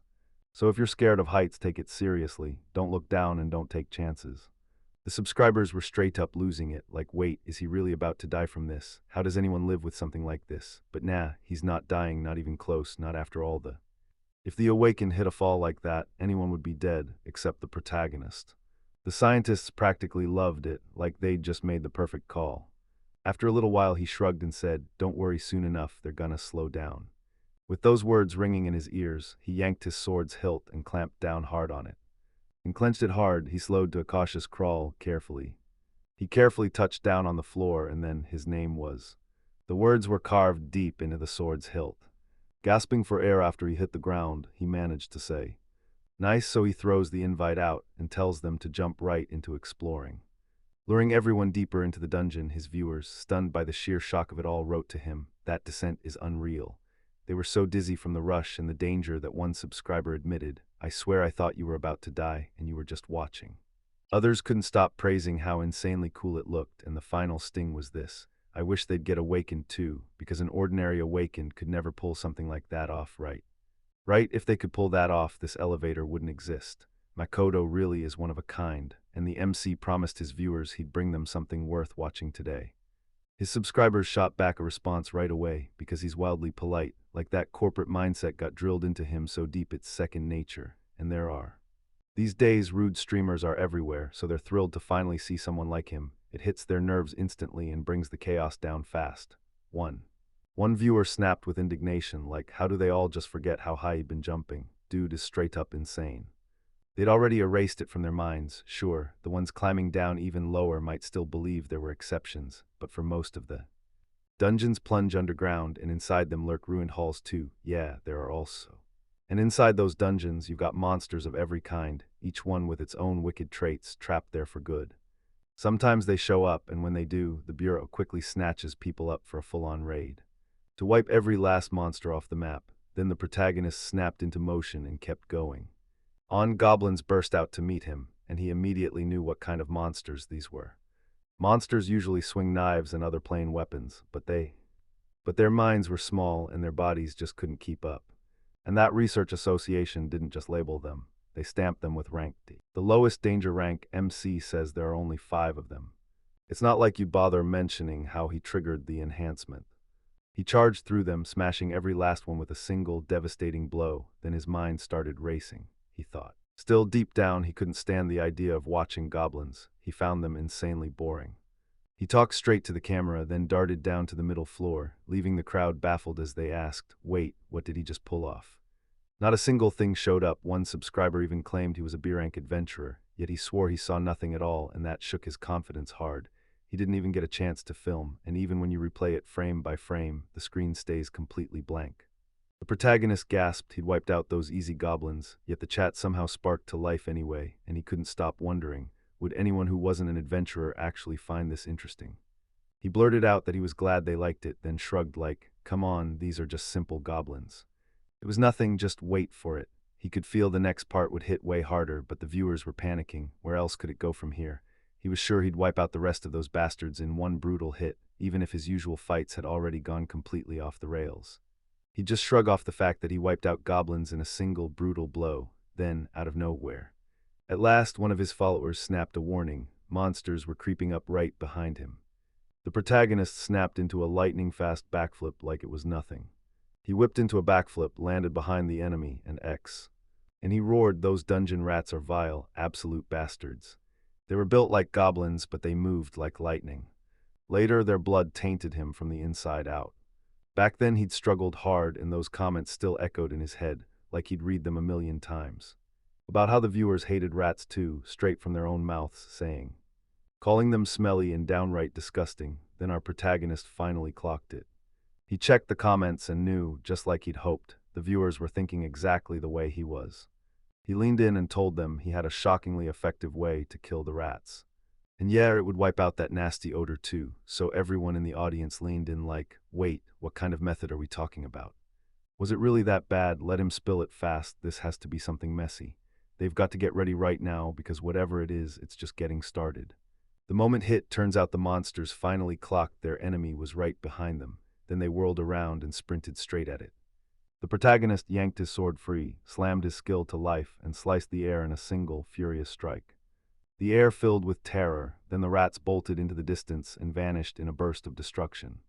The MC leaned toward the camera and declared, that's the whole deal, no nasty smell is coming, I promise. This insane move is called the flying blade. When it hits, the shockwave blasts past the speed of sound, like a terrifying little explosion made of raw pressure. He couldn't stop wondering why everyone kept commenting, like surely most people had no clue about this method, right? He just hoped this skill would turn out to be incredibly useful. He shot the viewers a question, did you get it? And when they lit up with excitement, he just smirked because yeah, it was totally unreal, but that was exactly the kind of move he always pulled. Come on, ordinary people can't do this. So wait, do office workers actually have superpowers? That would be wild, and if awakened people can't even pull this off, then what's the point? The protagonist's hope sank fast, because this reaction wasn't what he expected at all. Nothing worked, like the universe itself had shut the door in his face, and suddenly it hit him. Maybe this wasn't meant for him. Then everything fell into place. Right then, a fresh message blasted through. She just kept cheering him on, saying he was doing great, so don't stop now. He swallowed hard, a little nervous, and told himself he had to keep going. So he lined in and told the viewers, "Come with me, we're heading straight to the middle floor." He told them, "And hey, since we've got time, I'll answer every question you throw at me. Let them bombard you with questions about whether you're into everything when." On the middle floor, he ran straight into foes that hit way harder. Monsters lunged at him out of nowhere, but they had no shot at survival. Makoto didn't just stand there, he also dealt with. He ended it with one blow, faster than sound. Then he tells everyone the next stop is the middle level, because the monsters down there are just as deadly, and one wrong move is all it takes to get wrecked. The top and middle floors look almost twins, same layout, same vibe, though the walls and floor are a shade darker, and you only catch it if you really stare. So how else are you supposed to tell them apart? With every drop of magical essence in the air, people can feel it in their bones the moment it's there. The deeper you chase the dungeon, the darker it gets, and if you get too carried away, you'll drop too far and poison yourself. This kind of thing has happened a ton before, so like mountaineering and diving, you can't just drop straight down, you've got to descend slowly so your body can adjust. That part matters. Important, he kept talking. On the middle level, the magical essence gets way denser, so if they want to descend here, they better watch every move, because one mistake could mean they never wake up again. The crowd looked stunned, and then he launched himself headfirst, right out of their expectations, like they never even saw it coming. What's wrong with him? Maybe he's got full resistance, because he still hasn't convinced anyone, yet he keeps scaring them harder and harder. And right in that moment, the protagonist just thought, yeah, I knew he'd go that far. He blurted the answer out loud. He can handle shifts in magical essence, so even a sudden drop straight into the deepest depths won't harm him, but for a normal person they'd bloat and burst, so don't repeat his words. The crowd leaned in, shocked, because magical essence didn't just hurt, it terrified, and that sounded like a spectacular way to die. So wait, does he really have resistance? Everyone snapped their attention to the MC, desperate to find out where it came from. He scanned the area and felt safe, no monsters in sight, so he finally dared to answer.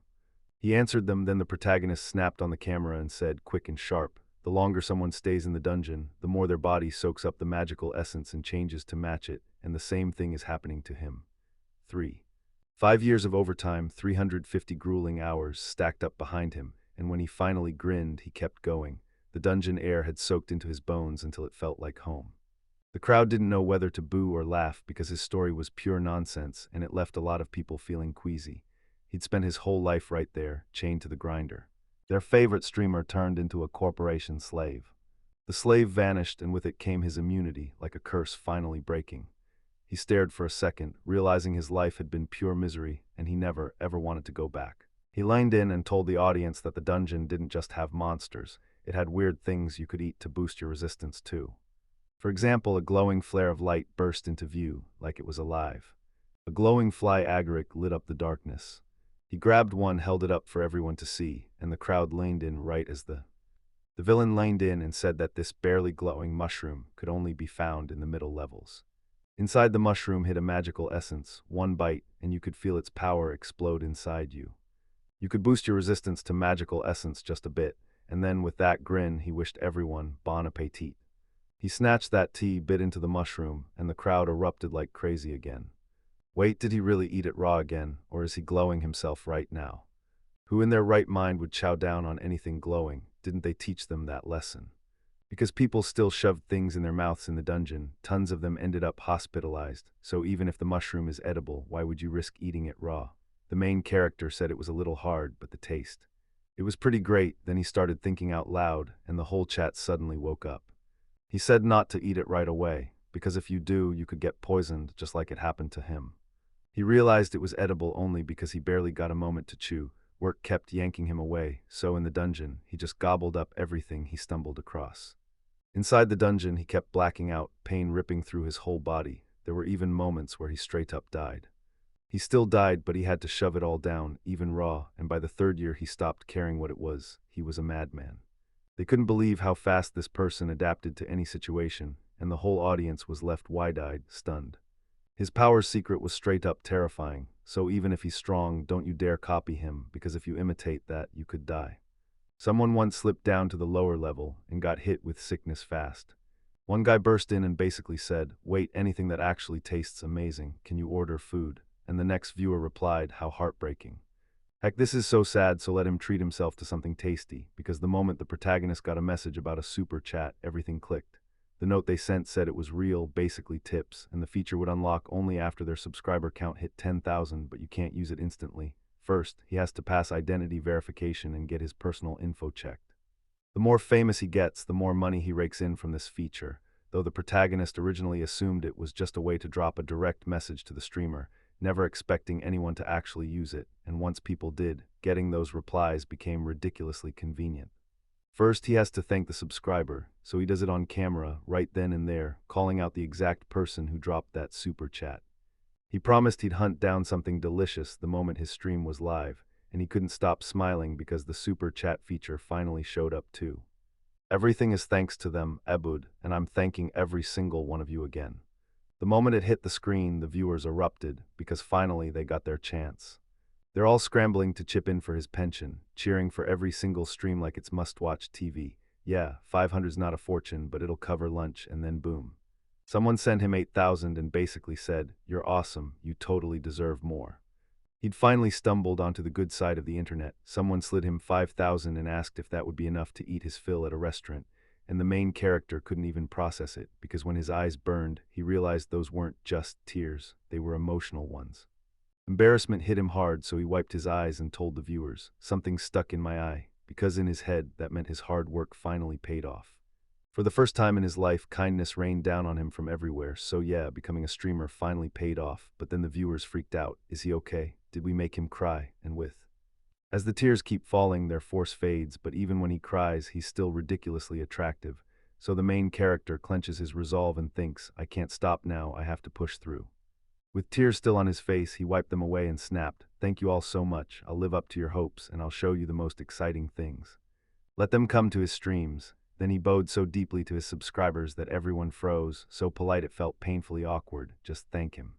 Stop him from burning himself out again. He needs to be careful, because those monsters love to snatch people like him, and yeah, they've been watching his streams the whole time. Now it's time to ditch the past and chase a new life where he can earn money from streaming. Makoto told them we move on. Then he nodded and said, "If you've got questions, ask them now."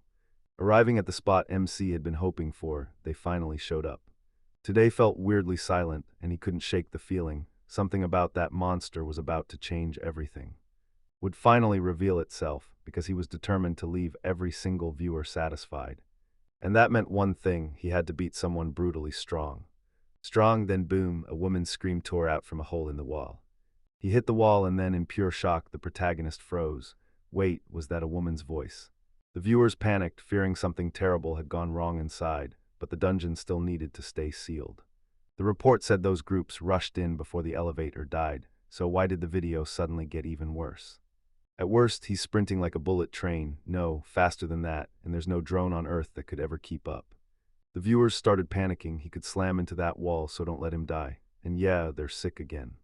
The protagonist tore forward at the speed of sound, chasing that female voice, and answered it for the subscribers. He told them that if anyone started feeling motion sick, they should pop some medicine, and the viewers totally backed him up. He told himself he'd never throw his whole life on the line just to save someone. But if fate gives him an opening, he better take a shot, at least try. As he closed in, he felt it, something was off, because every single monster around him looked absolutely furious. He had no clue how to put this feeling into words, but it was. But the dungeon crackled with tense, breath-stopping dread. With a moment like this, one bad turn could blow everything up.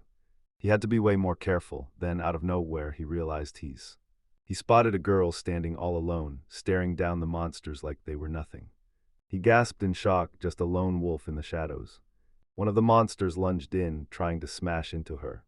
But Ashino Yui lunged in front of it, then blurted out a fierce shout, blocking it cold. Snapped, cursing him to go straight to hell. Then the protagonist cut in and said, "Purr." Stunned and wide-eyed, he realized going down would be a death wish. She's still down there alone, and the truth is, she's barely old enough, and you in the audience can feel it.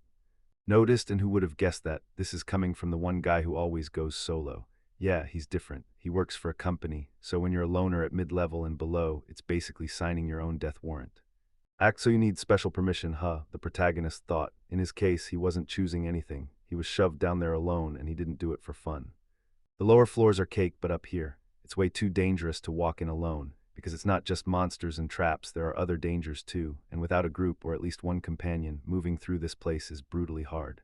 A dungeon is just like a game, except one mistake and you're done, no saves, no second chances, no going back. Makoto watched the girl move like she was born for this, then realized it still wasn't enough. An ogre is a towering 2-meter demon monster, brutal strength in its hands and sharp, calculating intelligence in its head. Honestly, it's a brutal match. 10 of them move as one, swarming a single girl like a pack. Even though she couldn't break free, the crowd started freaking out and panic spread through every seat. You worried too, like are they ogres or something, because that feels weird, doesn't it? So why were there ogres here, right on the middle floors where they shouldn't be? Something felt seriously off. Was the whole tower twisting out of place? Makoto immediately clocked that something was off, because just like the name says, this kind of thing never, ever happened. But it shouldn't be happening on this level. Monsters like those are never supposed to be here in the first place. Then right at that moment, one of the ogres. Yui got hit so hard she couldn't even parry. She got launched flying like a meteor. Crashed to the floor while the monster zeroed in, ready to unleash its attack. The finishing blow hit, no more hesitation, no more cover-up for The protagonist lunged ahead with raw power exploding through him. Power erupted and the ground heaved upward like it was alive. Rise up and then shatter into a million tiny pieces.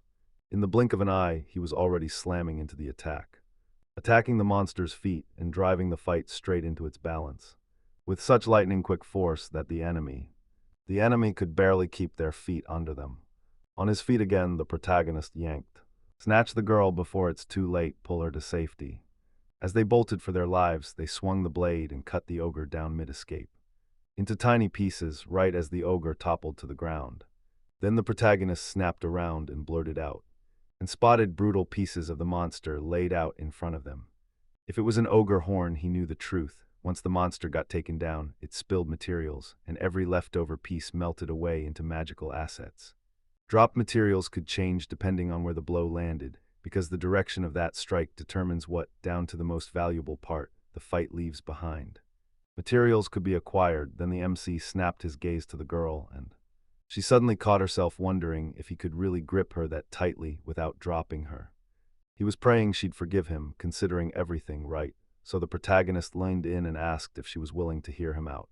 Yui's voice trembled as she quickly told him, "I'm fine." He pressed her again, "Can you stand?" And she shot back, "Yes, I can."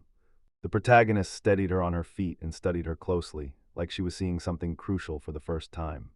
After a close look, he clocked Yui's condition. She was wiped out with exhaustion, sure, but she wasn't badly hurt, and she could still walk on her own. He blurted out his name and demanded hers in return, and the girl gasped like she'd just seen a ghost. Wait, he was asterisk, that office-bound swordsman. She never ever saw that coming. Yui told him her name, and then warned him she usually goes down into the dungeons all by herself. Right then, she lunged for her camera. The protagonist sat there stunned. Who would have guessed a random girl would recognize him, and worse, say his name like she already knew him?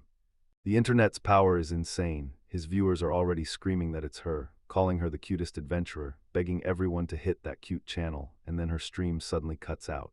Now everyone's blasting social media like, "Hey, dungeon admin, are you just gonna sit there?" Because they're not even pulling out any adventurers. Makoto stared at the device, and at least as far as his memory went, he thought the admin was. This admin wouldn't lift a finger in a mess like this. Nobody's coming to rescue the ones trapped inside, and the weight of it all lands squarely on the adventurer's shoulders. And nope, his guild wouldn't lift a finger to help him either. He demanded how she even wound up in that mess, and she just shrugged. She honestly had no idea either. She was live streaming, then out of nowhere, an ogre crashed into the scene.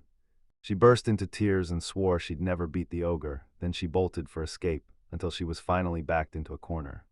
She believed it was over, then he stared her down like he finally grasped just how terrifying all of it truly was. For the first time, he didn't just hear about it, he swallowed the horror and despair straight from the source. He tapped her shoulder and praised her, telling her she absolutely nailed it. Now she could finally breathe easy, because next it was his turn. He strode straight toward the monsters and started to think. He swore there were 9 ogres lurking here, and it proved just how powerless an ordinary girl really was. Hold them off, yeah, even the monsters lurking in the deep floors. stood no chance against him. He slammed the brakes in front of them and demanded to know if they were about to bolt and disappear. He started growling like a beast and sprinted straight toward. Then it all crashed down right in front of him, and the viewers went totally silent, shocked out of their minds. And he wrote that ogres were terrifying enough to make your blood run cold. He was staring at death anyway, so he might as well just shut his mouth and watch. Their streamer was honestly incredible, just unreal. One of the monsters charged straight at him, and it was so insanely fast he barely had time to react. Fast enough that the monster thought he'd vanished, then he struck back and delivered.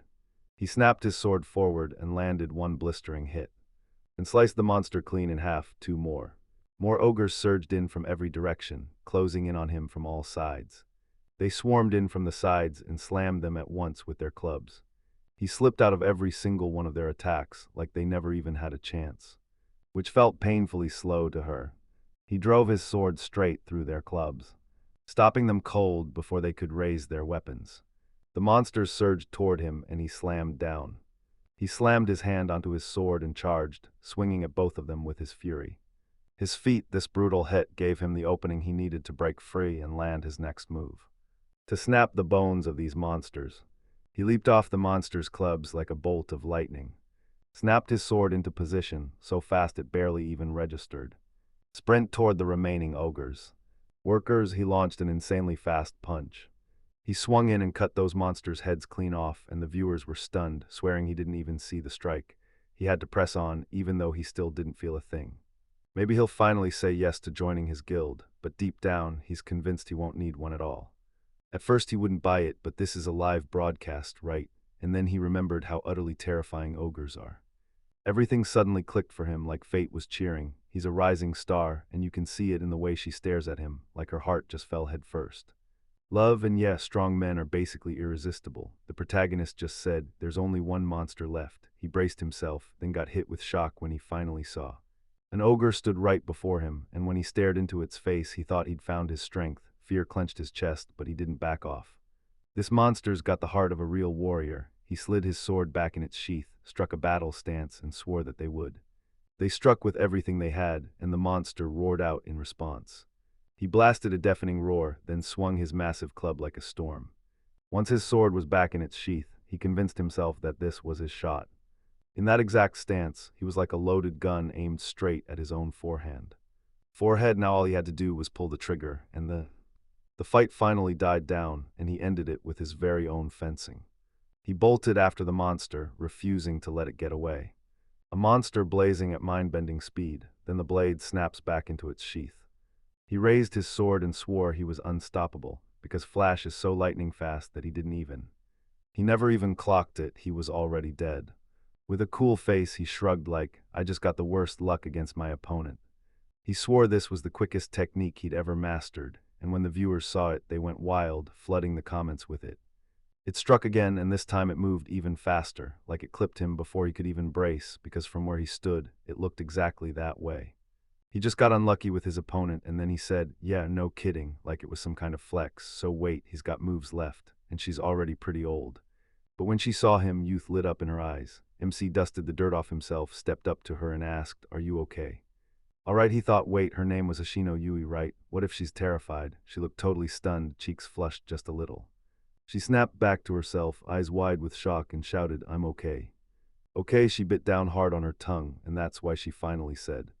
He mumbled something that made no sense, and she instantly flushed from what just happened, while he couldn't help thinking she looked totally fine. Okay, he prayed she'd stand on her own 2 feet, then snapped, we can't stay here, because they were right in the middle of it, herein. Right in front of them, monsters could strike at any second, so they couldn't waste time, they had to move now. She nodded, then followed right behind him. He nearly choked when he saw the viewer's message, a man and a young girl in the same dungeon, and then he just blurted, what could possibly go wrong in Japan? Because the dungeon system didn't just scare people, it widened the gap so brutally that the rich were allowed to take multiple wives.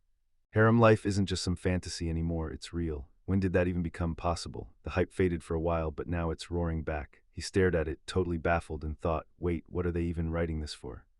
What? He wouldn't even dare touch her, because that age gap is massive for her, and he's probably ancient anyway.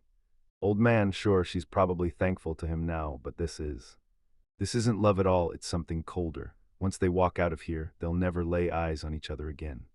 Again, he jabbed a finger to the side and demanded they take a quick break.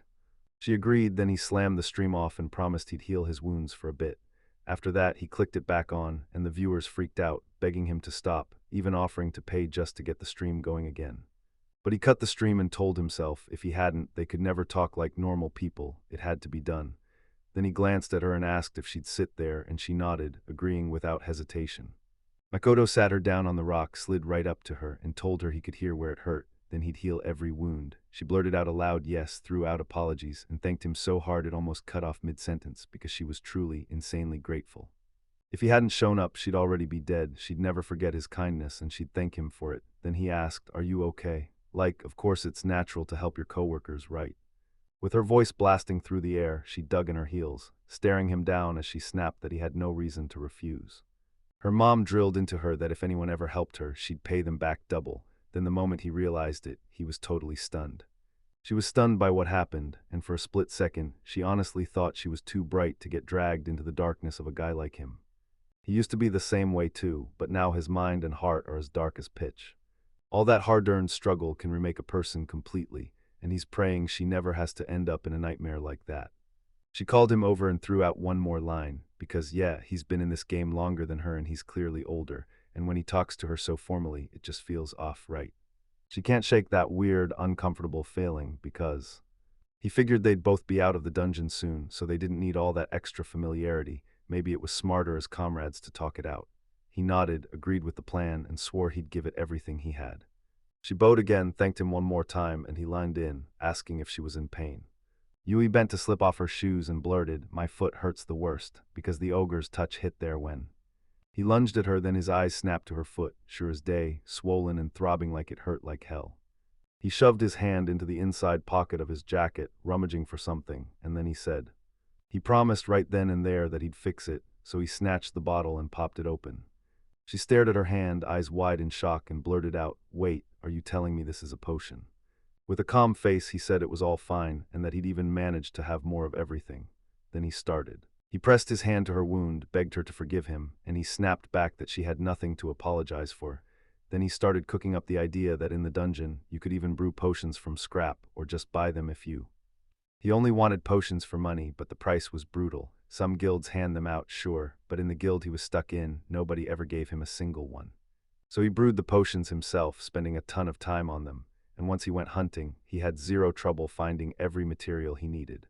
He was banned from bringing the materials with him, but as soon as he used them inside the dungeon, it was fair game.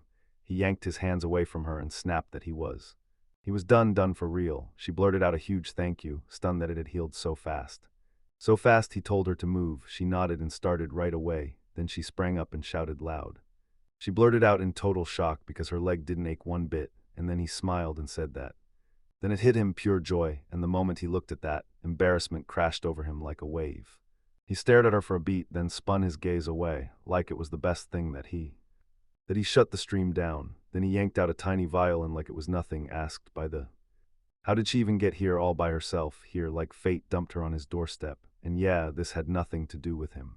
He has no choice but to listen. Going up to the middle levels alone is insanely dangerous, and the danger there's even worse between the. Up on the upper levels and down on the middle floors, it's a whole different nightmare. She definitely shouldn't have ended up meeting ogres here, but monsters were still closing in from every angle, so yeah, this place is still insanely dangerous. If you square up to the local monsters face to face, you can win, but if she plays by their rules, it's going to be brutal, because those monsters are way smarter and won't just rush her head on. He charged forward, already convinced that there was no way a fragile girl could make it out alive here. Then she choked out an apology, begged his forgiveness, and still admitted she understood exactly how deadly this place was. But if she stayed up there, the viewers wouldn't rise, yet somehow, that's when ogres slammed into her. With a worried face, the protagonist snapped, "Why are you stressing over the viewer count?" and then added, "If you die, there's no point in any of this." Still, she was barely grown. She'd have plenty of time to blow up in popularity. She snapped her head back in denial and she dropped a bombshell. She was raised by a single parent in a poor family, and she had to hustle for every last coin so her younger brothers could stay in school. While she's stuck at university, she can't make a living in the dungeon, so she slams herself into night runs instead, and she barely has any free time at all. He's shocked, figures she must have her reasons, but now he's lost because he doesn't even know what she's keeping from him, at least not anymore. He asked whether she should hop into a guild. Streamers might rake in more money, but if she joined a guild, she'd have. She told him, eyes full of worry, that she'd finally land a steady salary. Still, these days it feels impossible to join a top guild without higher education. With only a secondary education, the pay was laughably small, and he realized, too late, that he didn't really know the labor market. Without higher education, it seems you're stuck bouncing between questionable companies. Even here, their society's flaws get ripped wide open. UI warns that if you take work at sketchy companies, you'll never land a great job later, but she adds that if you become a streamer, at least you can set your own hours. Time Bode finally swallowed his pride, apologized, and admitted he had no clue what was really going on, and that he never should have blurted all of that in the first place. She blinked in shock, told him he didn't need to apologize at all, and a huge wave of happiness lit up her face. She had given up completely. There was no way anyone was going to save her. He looked rock-solid confident, and she couldn't help but be blown away. He stood there like a dad you'd trust with your life. He burst out laughing and said it sounded amazing, so unexpected it threw him off like, wait, he looks way too old, right? And she just stood there, totally baffled. She blurted it out fast, insisting she didn't mean to say that at all. Then he looked nothing like he was old, more like a steady, dependable older brother or something. He grinned and told her it was all just a joke. She exhaled in relief, and he couldn't help thinking, yeah, when you really zoom out, their lives are weirdly alike, his parents were. Magic poisoned him so badly he ended up hospitalized, so he grabbed a sketchy job at a middle school, the only way he could scrape together cash to pay his parents' medical bills, and somehow that didn't break him. It was pure luck that he got away, because if he'd stayed chained to that company, things would have gone disastrously wrong. If that fragile girl had dropped into the same hell, he'd fight his way in to save her. He grabbed her hand and snapped, "This is awful." Then he cut himself off because he couldn't replace her father. And even if it costs him everything, he'll shield her with his life until he drags her out. Get her out of here right now, no one's touching her. She's safe and she can believe that. She blushed with pure excitement, nodded back in a dazed voice, and thanked him for her. Makoto stared at her, totally baffled, and thought, what's wrong with you? Because her cheeks were turning red like a tomato. He pulled out his phone and told himself it was time to jump back into the stream, because now he'd have to explain what's been going on. He stared at the viewers' messages, totally stunned, and couldn't stop wondering what this was all about. Wait, didn't he cut the broadcast? No way, he had to shut everything down like he knew exactly what he was doing. He realized he'd only cut the camera feed, too late, because everyone had already caught there. They cut through the talk and blurted, "I'm turning it off." He looked like he was about to crack, and in his head he panicked, calling himself out. He called himself an idiot, staring at the screen like, how did I hit the wrong button? He spun toward her, threw out an apology, and admitted it felt like they'd already heard it all. Then he pleaded, "I'm really sorry." Sorry? Yui felt a jolt of embarrassment from his reaction, blurted that she hadn't exactly been trying to hide it, and admitted she was scared it would only get worse for her. He was stuck on why she would even believe that, and he snapped back that he didn't care what anyone thought about it. He meant every word when he said it. Then she froze, shocked, and blushed hard. And it hit him as weird. She froze again like something had yanked the brakes on her. And guess what? Amatsuki hit the exact same reaction. The next time they crossed paths, it felt like a question was begging to be asked, why she acted like she did. Then eventually her fury drained out of her, and she quietly grabbed her stuff and got ready to leave. They shouted his name loud and clear, then told him she was endlessly grateful for how he helped her. With a calm face, the protagonist waved it off and said, "Don't thank me, I didn't do anything." He wasn't messing around. He jabbed a button on his phone and announced he was kicking off the stream. He apologized for yanking them off the stream so suddenly, and now he's back, because right now they're trying to crawl their way out of the dungeon. The engine roared and viewers swore it looked like nothing ever happened, like he just kept going. She's set to be alone forever, and thanks for never abandoning their viewers because they remember everything. They didn't need to restart the broadcast, everything was already clear to them, and they'd made their conclusions. It's painfully clear what those kids are up to. He turned away from the chat with a disgusted glare and sank into a grim thought. She just figured, like always, they're only going to spit out vulgar trash, so what's coming next for them? The quickest move is to bust through the ceiling, but can she even keep up with that? They'll have to walk, for a long time, and he spun to her and asked, "Can you still move those legs? Would she be able to run?" She snapped back loudly, "I'm totally fine." He nodded like, "Got it." Then they set off, and he figured she was a true warrior, relying on strength alone. They're forced to move slower than him. He forced himself to slow down so she wouldn't get left behind. then they burst into a run. He tore through the dungeon at full speed, and he shot her a look and asked if she could hang with him at that blistering pace, and she nodded, ready to keep up.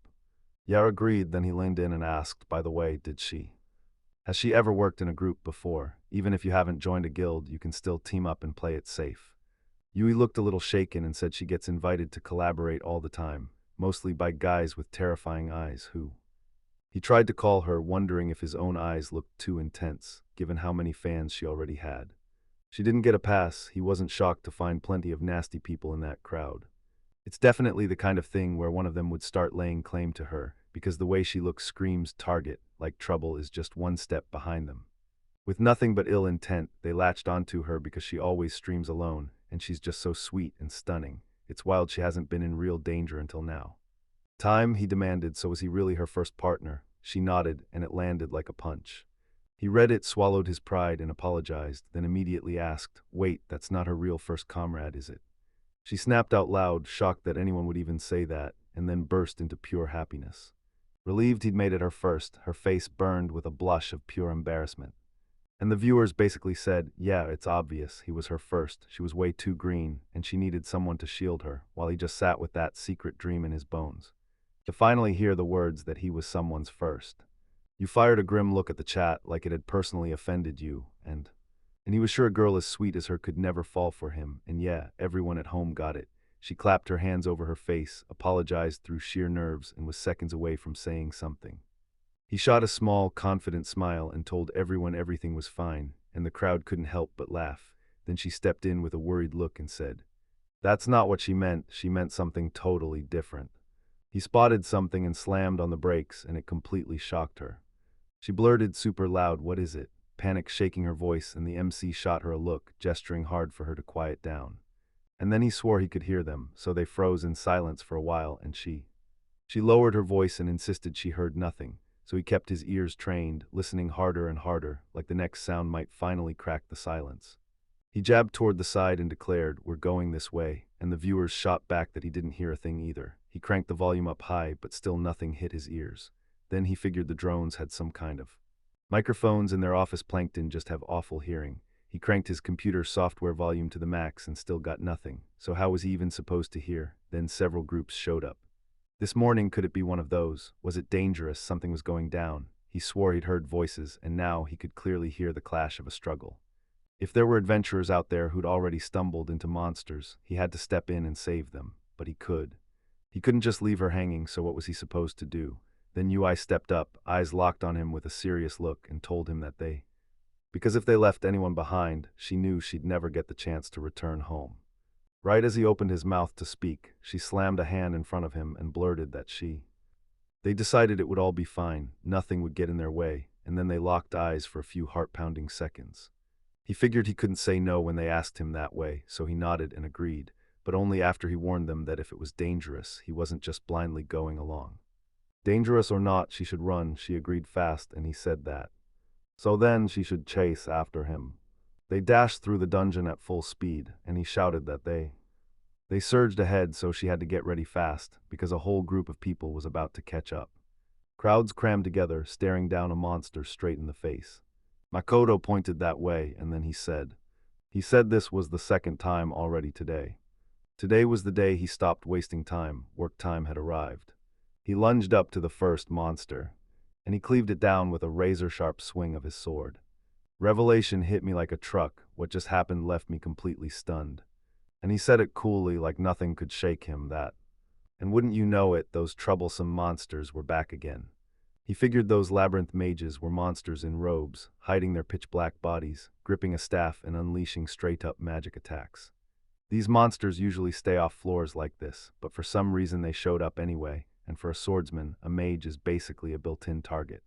A swordsman can barely fight back when an enemy keeps striking from far away, and on top of that, their moves are so unpredictable it's like trying to hit smoke. For a swordsman, nothing matters more than locking eyes on every move his opponent makes, because once you read their body language, you can predict their intentions before they strike, and it's the same with monsters. If he understands how they move, even the tiniest twitch tells him everything. It's enough to guess what they'll do next, but mages shut that down completely. One single swing is all it takes, boom, and their magic attacks instantly flipped to something totally different. Unlike kicks, punches, elbows, and all those other attacks, he can't read their moves, so at least he has that going for him. But after all those years on the grind, he's collected a ridiculous number of skills, and yeah, a few of them are the kind that let him feel every ripple in magical power. Thanks to them, he's able to sense it all, and he's got a killer way to take down mages. Once they start casting, he dashes in and lands behind them with insane.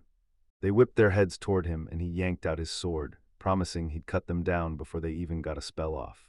He blitzed in with insane speed, slammed the landing, and instantly realized the labyrinth mages weren't real bodies at all. They were just mist. He told me, once you know what they're vulnerable to, they don't stand a chance. And for him, mages were basically free wins. He figured any one of them would crumble under that heavy damage, and viewers were all like, wait, he doesn't even need magic, because the way he saw it, that labyrinth mage wasn't just dangerous, it was a straight-up nightmare. If anyone else could do that, they wouldn't be terrifying monsters. Back then, he couldn't do a thing to stop him. So their whole group had to bolt, and the protagonist shot a glance over just in time to see Yui tearing into another monster. He praised her, then scanned the other mages and realized they'd witnessed the other labyrinth mages get slaughtered, so he knew their fear was making them stay on guard. Sooner or later, they were bound to show up, so he charged right up to the group of adventurers and told them, I'm here to help. Now he just had to figure out, could he finally say what happened. They thanked him, closed the distance, and then, just like that, they recognized him. And he blared out, isn't that the office Plankton? And yeah, it was really him. He couldn't believe it, and it blew his mind because everyone already knew exactly who he was. Then he snapped, so what happened here? One of them swallowed his pride, blurted out that he'd just gotten way too fired up, and then, straight after, he spilled exactly what happened. It hit, and at first he figured all 5 of them. They came from 2 totally different groups of adventurers, but fate forced them to team up. For this floor, they got hit with some bizarre enemies, and without hesitation, they bolted in panic. The labyrinth mages closed in on them from every side, and there was no escape. The adventurers were huddled on the ground when one of them snapped, yelling that if they kept going like this, they'd never be able to. They finally got a shot at going home. Then these mages closed in on them from every side, and the MC shoved ahead and said, he swore he had it all figured out, then promised he'd carve a way through for them, and told everyone to fall back. The adventurer opened his mouth to argue, then he paused, and that's when he yanked a small briefcase from his pocket, then snapped, you really shouldn't. He couldn't stand those labyrinth mages anymore, so he trained himself to fight them head-on. They stared in shock, blurted out where he got it from, and when he turned to them, he said it was that special suit could stash a ton of stuff in its pockets, and the crowd freaked out, writing in non-stop shock. Seriously, how rare is pocket space like that? Stuff like this costs a fortune, but man, it was insanely convenient. He figured the dungeon was hiding gear with crazy unique effects, and yep, he managed to grab a couple of those rare treasures. By the way, he never told Suda a single word about it, because if he had, Suda would have freaked out. He'd grab it the moment it's offered, then the mages circle back again, right on their heels. One of them snapped his focus forward and started forging a blazing fireball in front of him. Then it hit them. The adventurers stared in shock at what he'd shown them, completely stunned by the Makoto just watched calmly but don't blink, and snapped his briefcase up in a swing. Then he delivered. A devastating punch tore through the fireball, blasting it back in sparks. He hurled the ball straight at the mage and boom, he wiped out the monster. Every adventurer froze in shock at what they were staring at. They saw it, and he just stood there with a calm, unshaken look on his face. He snapped that it would all be okay, everything would fall into place. The viewers blasted in breaking news, and it hit like a shockwave, the labyrinth. Mage's power gets wiped out by an office clerk. Seriously, the place felt like it hit a few thousand degrees. Then the briefcase comes out totally unscathed. How is that possible? And yeah, he's going to remember this method. Doesn't even know what to say. Then the remaining monsters all unleash a brutal roar. He ripped out a loud cry and tore into the next part of his journey, beginning to charging forward to unleash a storm of magic from every angle. He snapped his reflection into their attacks, firing every strike right back at them. Then he barreled back and cut down those monsters. He stared ahead and saw yet another terrifying crowd of monsters closing in. He turned to them and snapped that it was time to move on. Move on, he told himself, and then he dug deeper, replaying magic in his head. He unleashed magical blasts from the briefcase, and the air lit up like a warning flare, and figured it was an ultra-strong, top-tier business briefcase. It didn't even flinch at a tyrant dragon's flames, and those labyrinth mages couldn't land a single scratch on it. Then he snapped around to the adventurers and said he had. He carved a path forward. Now he'd stall the rest here while they sprinted for the exit, and when he spoke, they bowed, nodded, and agreed. They leaned in and blurted out how grateful they were, swearing they'd never forget his kindness. Then he fell silent, thinking that the higher they climbed, the thinner the magic in the air got, so the monsters couldn't keep their strength, and once they reached higher ground, they'd finally be able to push on past it. Then he said they'd finally be on their own, and all that mattered now was stopping the other mages from tearing after them. The adventurers immediately ran. He ran straight into a monster, then screamed so hard the sound cut off mid. Shaking with terror, then the protagonists snapped their heads toward them, too, and also got instantly scared when he laid eyes on the monster. Fans are screaming that it's a mage in black robes, so tell me, why is this monster showing up on the middle floors when it's supposed to live down in the deep ones?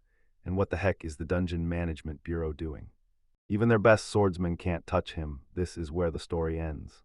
The monster thrust its hand toward the terrified girl, and he tensed up with a look that screamed fear. He realized he wasn't dealing with normal spells at all. The Labyrinth Major was somehow running magic faster than anyone could track. If he didn't, he wouldn't have time to help them, so Yui sprinted. She charged straight at the monster and slashed her sword, launching the attack head-on. She launched into the attack and roared loud and clear that she'd never let this happen. The crowd erupted with cheers for her, and he snapped his gaze toward the... He glanced aside and spotted a bunch of other mages rushing toward him. He stormed right at them and slaughtered those monsters in the blink of an eye. He tore off at top speed and sprinted straight toward the adventurers. She whipped her sword forward, and right at the last second the monster vanished in a blink and reappeared right behind her. With a face twisted by pure worry, they shouted at me like it couldn't wait. He burst toward her, and the monster snapped with deadly magic. He noticed the magic blazing around her and swore it had to be that one special kind. The magic of the black mage surged, spatial magic that bent space itself. It can teleport anyone anywhere inside the dungeon, and he loves using it to fling opponents even deeper fast. Soon she'll find herself trapped in the deepest floors, and getting back out from there is almost impossible. They were still alive, then the MC's nerves snapped tight, like he felt danger in the air. He sprinted in full speed, blazing straight toward this monster. He figured that if he got close enough, the closer he got, the more the monster threw itself into a desperate escape. He'd never make it there. He cuts right through it with a normal attack, but then he stops cold because he just couldn't resist. He had to see his spell explode in action, from right here, safe and out of reach. He whipped his sword around and fired off a question. Do you really think you can outrun him? He stared back at the past and swore to himself that when he hit 20, he uncovered something huge, and then he moved with a speed that somehow broke every rule people thought was possible. His attack ripped through the air so hard, it blasted a shockwave that shot even farther than anyone expected. What if he swung even faster? Right after that day, he kept throwing himself back into the fight again and again, until one day he stopped seeing his own sword at all. He even drowned out the howl of the wind, like the world just shut off for him, right as it sliced clean through. Right there, you could tell exactly why his sword never missed. Even space couldn't stop him. He tore through with his own deadly swordsmanship. A wild space slash, and then he landed one devastating strike, He launched the finishing move, crushing the monster, and then he sheathed. He gripped his sword, and Yui blurted out his name to stop him. In a trembling voice he said it, and the crowd went silent, freaking out, because if the mage was already dead, why didn't the spell break? Victory doesn't shut magic off. Once it's unleashed, it keeps burning until it's done, and if they don't dodge, they're basically finished. They've got no choice but to watch it unfold. Could anyone be here to save her? But there was. Makoto clenched his teeth, ready.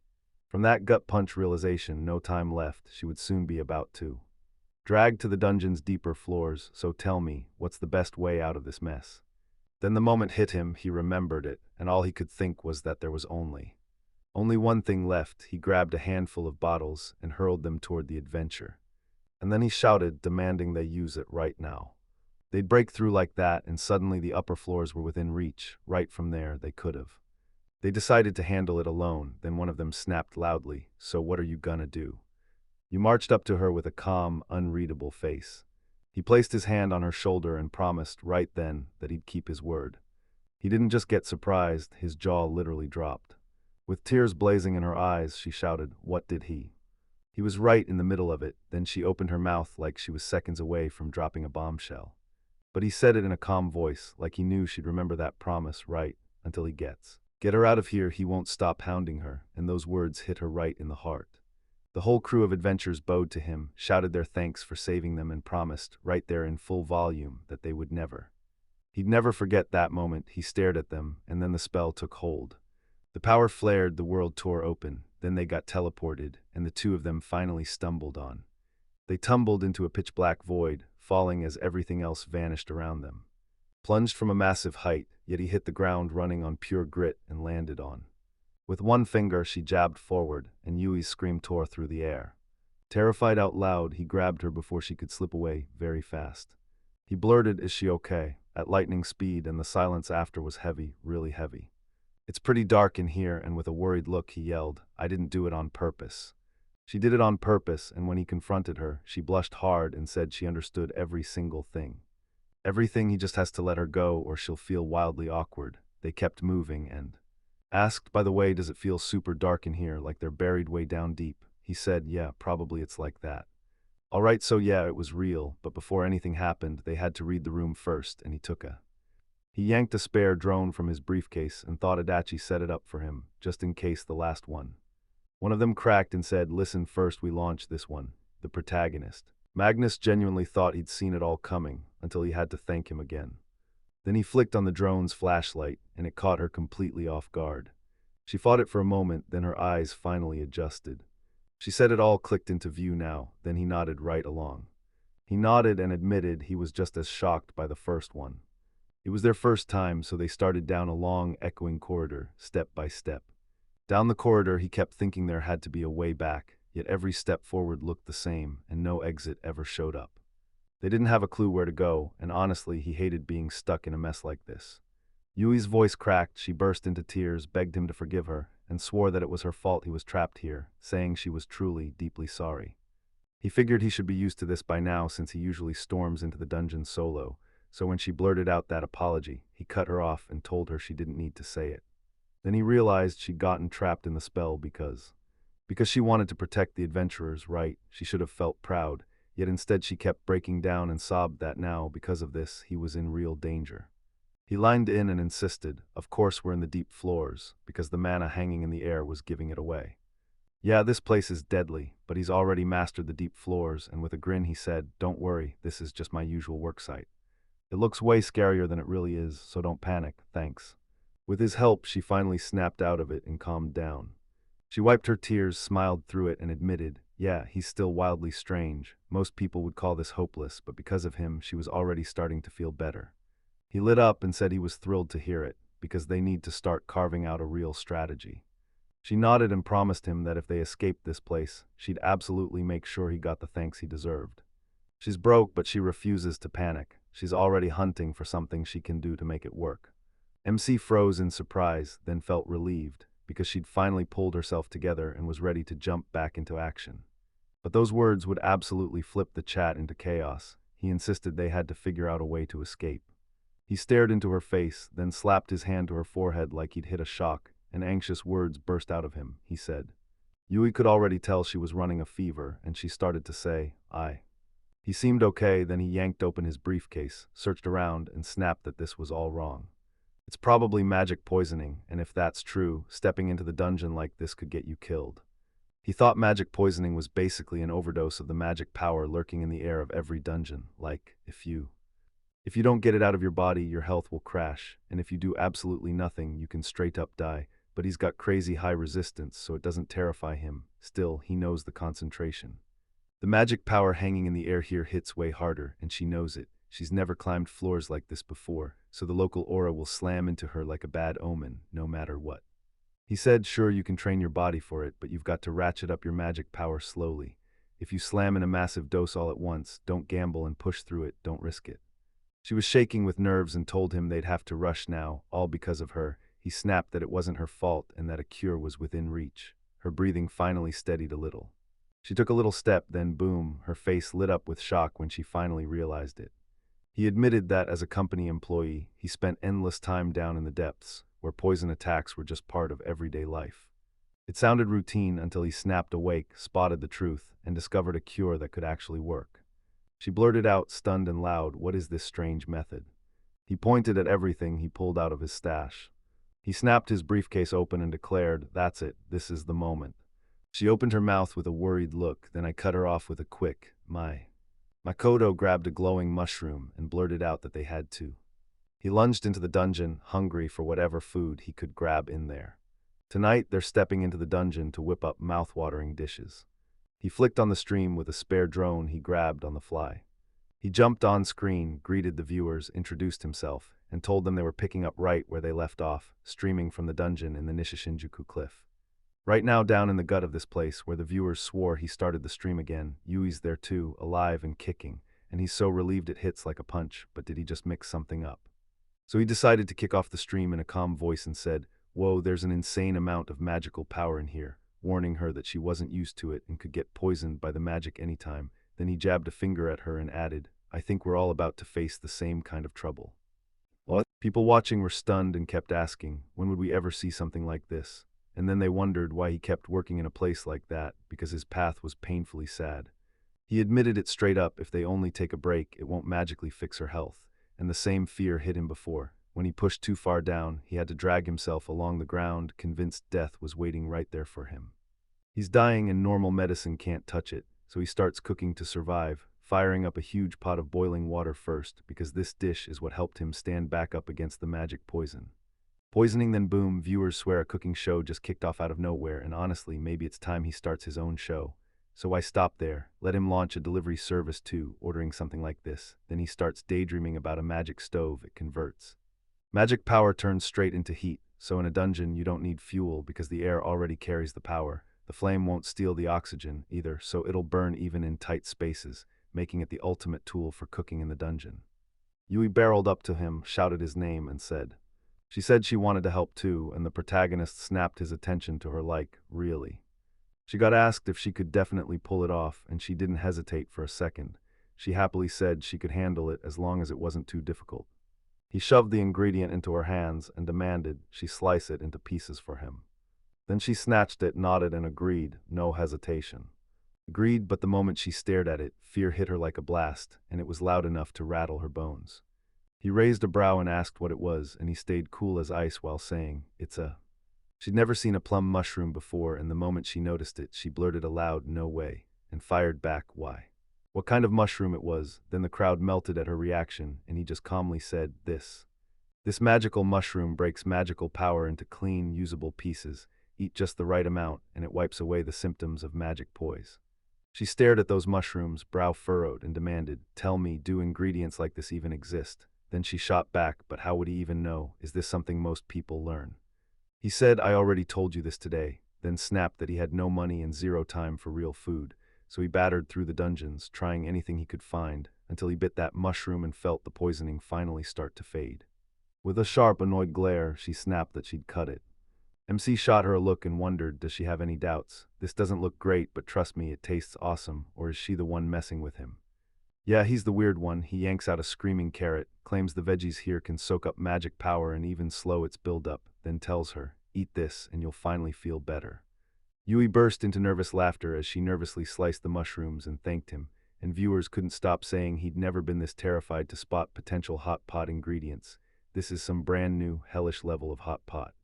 He cooked with a grin and admitted he was hit with nostalgia because he used to scarf down this exact local food all the time, and every bite quietly boosted his tolerance to magical power. So yeah, maybe they should try it too, and viewers chimed in like, "All right, it's time to own up. You're weird, and honestly, who even needs this?" She stormed up to him and declared she was done, and when he spun around, he snapped that she could toss it in. Oh, and he'd totally add meat. She tossed the mushrooms into the pot and snapped, "Wait, did you seriously say meat?" He bragged that the underground boar's meat, caught from that local monster, was the real deal. It's loaded with real meat, and if you cook it right, it comes out incredible. Sure, other people haven't tried it, but he's telling her it's the kind of delicacy you don't forget. She burst into tears, worry flooding her face, then forced a shaky smile like she was totally fine. He held up the mushroom to the camera and said, "By the way, don't you dare bite into that glowing stuff. It's packed with raw magical power that can mess you up fast. But if they've already built up an immunity, then you've got nothing to fear. Eat it." He peered into the pan, declared it was ready, and viewers immediately shouted that he shouldn't work. They wouldn't even dare put it in their mouths, so what's really going on with his stomach? Time to stop judging his choices with plain old common sense. Makoto promised he'd grab some salt from the dungeon. Then he poured that eerie soup into a bowl and announced the special magic crippling soup was finally ready. He shoved the bowl into her hands and told Yui to try it. Then she froze, staring at it with pure, terrified fear. Agreed, then he took the bowl. She leaned in, locked eyes on the bowl, and took one bold spoonful of soup. Her eyes fluttered shut, and she swallowed it like it blindsided her. He froze in shock, then blurted out that it was insanely delicious. He grinned at her and told her he was thrilled to hear it, and the viewers instantly freaked out, because if she was saying it was that good, then it had to be absolutely delicious. She shot a surprised look, and suddenly, warmth flooded her body, like she'd already started to feel better. He said it like the cure was instant, just to feel completely better, and she nodded that she had to eat at least one serving, and then, okay, she blurted out loud, and he told himself this was his first real shot at cooking for someone besides him, so the nerves kept creeping in the longer he went. Right on time, she wrapped up her meal, bowed deeply, and loudly told him how grateful she was for the food. The protagonist asked how she was feeling, and she shot back that she was doing way better. He said that even her complexion was back to normal, so now he'd take care of everything, and she could finally rest. She said she'd jump in too, but he snapped that it wasn't necessary. Since he was quick, she could just stay put and watch. She bowed to him, thanked him with real respect, and promised she finally understood everything. Then she slid off to the side. And he was convinced that magic power mattered more than anything for awakened ones. At least, that's what he believed. He was freaking out, worried the soup might still hurt her since her magic could drop too low, yet she looked totally fine, like she was doing great. She's way stronger than he ever guessed. If she can take that much pain and still stand her ground, she's got a high tolerance in her fighting style. Rough, if she keeps training, she'll become an amazing explorer, and he called out to her, asking who she learned to fight for. She claimed she never learned from a soul, and even admitted she'd only stepped into the dungeon with other adventurers a couple times. He demanded to know what happened, then slammed the question, why wasn't she teaming up with them anymore? She said it was a crew where girls and guys mixed together, side by side. But the second she showed up, tension snapped through the group, and everything turned ice cold. Then one of the girls blurted out that her arrival flipped everything upside down, so they tore into her, and she stormed out. He figured she barely even grasped what just happened, and viewers swore a girl that sweet would hook any guy, so that's exactly why the other girls turned cold on her, and honestly, it was a good thing she walked away. He stared at the chat and figured they finally got everything she was trying to say. She was kind, tuned in, and always cared. Every guy would have wanted a girl like her, but the truth is, he's already too old. She'd never fall for a guy like him, eyes so hollow they feel like emptiness made flesh, but if he'd only been younger, she could tell he thought he had a chance with her. She had feelings for him, and he'd definitely screw something up back then. But now that he's grown up and standing here, he's determined to keep her safe and stop her from getting hurt. So yeah, he had to warn her. He called her and told her to listen. Men are hopeless like that. Once kindness shows up, they fall headfirst in love, and it hits even harder when it's a sweet girl like her. Boom, instant love right in the heart. Her eyes widened at his words, then she shot back, so, do you really think I'm cute? He stared at her and thought, she's at it again, she's cursed, isn't she? He nodded and said it was obvious. If you really look, you can't miss the cutest girl. If they ended up in the same school with her, he'd catch feelings fast and fall for her for sure. She pictured the moment he'd finally step up and confess his love to her. Her nose started bleeding and he panicked, yelling, "Are you okay?" And viewers rushed in saying she's so cute when she's embarrassed, because this office plankton is clearly taking way too much damage. He's got low self-esteem, but he still knows how to hype other people up. So yeah, will they even start dating if they've only met today? Yui finally calms down and tells him, "I'm fine." The MC shot a slightly annoyed look, thinking the chat was finally getting hyped again, only to realize it was all empty, pointless jokes. She called him up, cheeks burning, and blurted out the question in a rush. Then maybe, just maybe, he'd fall for her, and she'd finally stop burning with embarrassment over what she'd blurted out. And the viewers swore he was her biggest fan, yet promised he'd still give his blessing, because he had to prove it first. Prove he's a real man, she's so damn sweet. Now what's he going to say? He's not going to back out, right? Will he get it? He's a clueless idiot, and there's no way he'll catch on, even if you shove the confession right in his face. He burst into laughter and told her she was cracking him up with all these wild things, and if anyone else had been there, he swears they'd have totally misunderstood the whole moment. She apologized with a tearful, furious face, and the viewers instantly swore he really meant it. Then all hell broke loose. How can he be this stupid? That was so insensitive. He grinned and told her to be more careful, because the next time he thought it through, his heart would have been stolen clean off his chest. She even rattles him a bit, and he snapped that they had to get back to the real topic, while she started to say, "So nobody ever trained her to fight right, cool, time to change that. She's got real talent and it's begging to be used, not wasted." She nearly couldn't believe it, then blurted, "Wait, do you have talent?" He nodded along and admitted she had way more talent than him. Then he snapped that her skills right now weren't good enough. She has to train, so first things first, she should try knocking him down with a sword. Yui froze, then shouted that she can't attack him. Makoto smiled calmly and told her, "It's fine, go ahead and try." She swallowed her doubts, chose to trust him anyway, and then, sword in hand, she drew it out and told him she trusted him, and the viewers gasped, because they were sure nothing terrible would ever come out of it. He never saw it coming. He thought she wouldn't even dare hit him, even after she warned him she was going to. He came in to strike, then he surged forward and smashed into him. She swung her sword at him, and he snapped his own blade up to stop it dead. He lifted his blade with bare hands, wearing a calm, unshaken face, which made the viewers gasp and proved that a terrifying power was coursing through her body. Her body moved on its own, but she couldn't rein it in yet, and she knew she had to toughen up her core first. She swings the blade like her whole world depends on it. She doesn't drop a single ounce of weight. She drove her strikes forward like her body was forged into a blade. She started to mull it over, then nodded and said, "Yeah, I finally get how I'm supposed to act." She held her composure through the attacks, then shifted into a totally new fighting mode. He swallowed his nerves and blurted out, "Do we really have to do this?" "Do it like this," he nodded, agreed, and said the stamp. His stance had finally clicked into place, way better than before, and he couldn't help but think back then he'd been nowhere near this. He worked part-time as an instructor for the awakened ones, but it was brutal. How do you explain anything when not a single soul gets a word he says? Somehow she gets him perfectly, no words needed. So did he actually level up and become a better teacher? He started tossing her vague, half-baked advice, and she blurted it out loud, shocked to realize her punches had suddenly gotten way stronger. He blared that she needed to feel the power rush through her spine, not just her arm holding the sword. The sword found its purpose in his body, then he tossed out more confusing advice again. Advice on leg movements, but she immediately breaks into a sudden burst of control. He got the message, then swung his sword and landed a crushing blow. Yui carved a brutal gash into the wall, then spun back to face him. With a grin so bright it practically sparkled, she announced it was perfect. Then the protagonist snapped in, saying there were still mistakes and slip-ups that would be fixed only through practice, and that soon she'd finally unlock her full talent. The crowd went silent in shock, and they wrote it down. Did it really work? Because he honestly didn't get a single thing of what was happening, and if that's the case, he'd have to take responsibility. He tried brushing it off, insisting instead that her huge sword could do more than cut. It could shield her and even shove enemy attacks off course. So she'd train, and once she did, her defense would rise fast. With a steady, thoughtful look, she admitted she never even considered using her sword as a shield. He jabbed to the side and told them, "We're moving now, because if they stayed packed in that cramped space for too long, despair would swallow him whole." She called him over and asked, right to his face, if he didn't mind. He kept firing off more stories, and she soaked it all in, so grateful it practically overflowed in her chest. He spun toward her with a grin and told her he was fully satisfied. Then he added that he wouldn't mind throwing in a couple more lessons. With a bright, happy grin, she thanked him from the bottom of her heart. He kept moving with that little smile, convinced she truly meant it when she said she wanted to get stronger, while the viewers basically melted over how cute she was.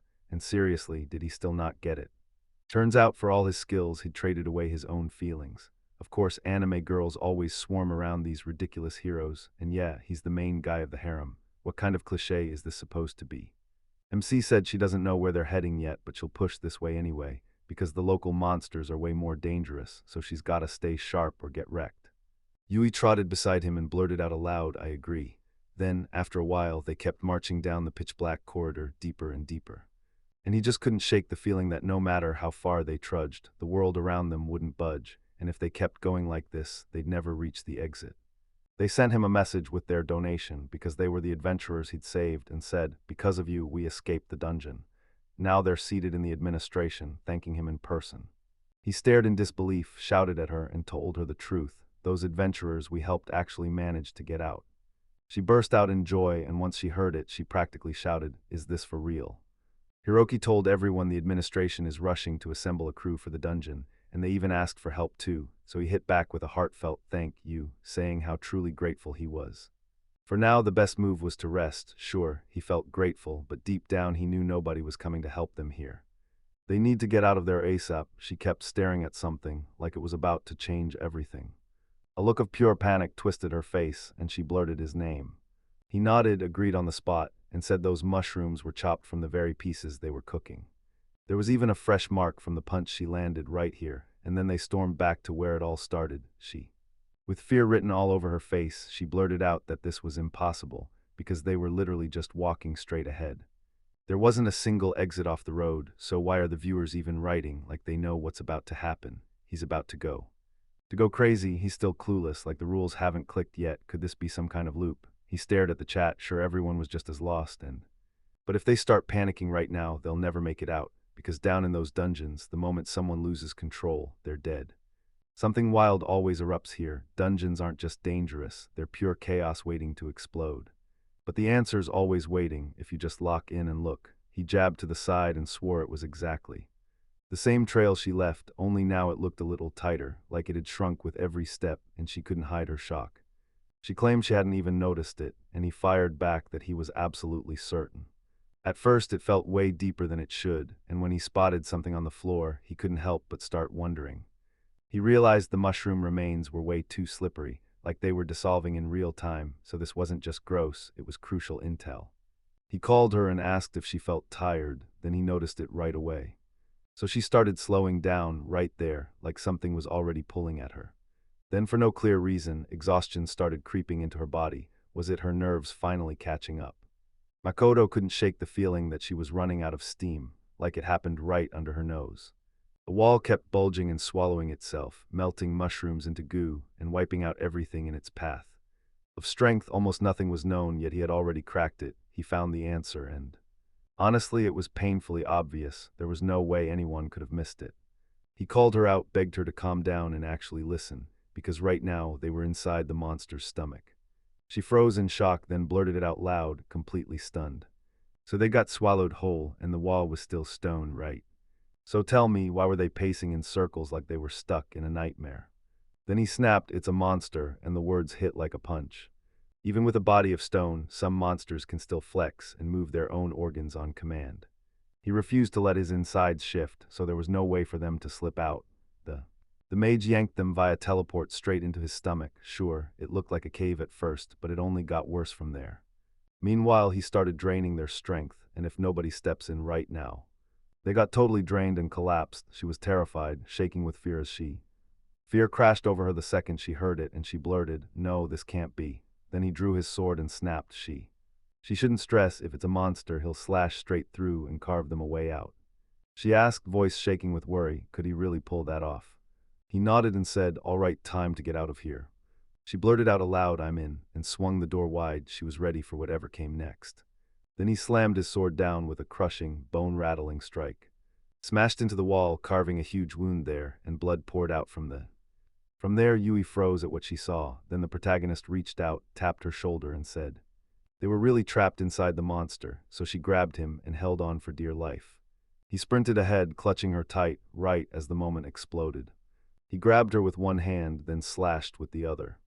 He swung his sword and sliced through the walls, blocking his way. They burst out of the cave and found themselves staring at the next piece of the world. In a whole lot more space to breathe. He hit the ground on his feet, then lowered her gently to the grass. He hit the ground and shouted, are you okay?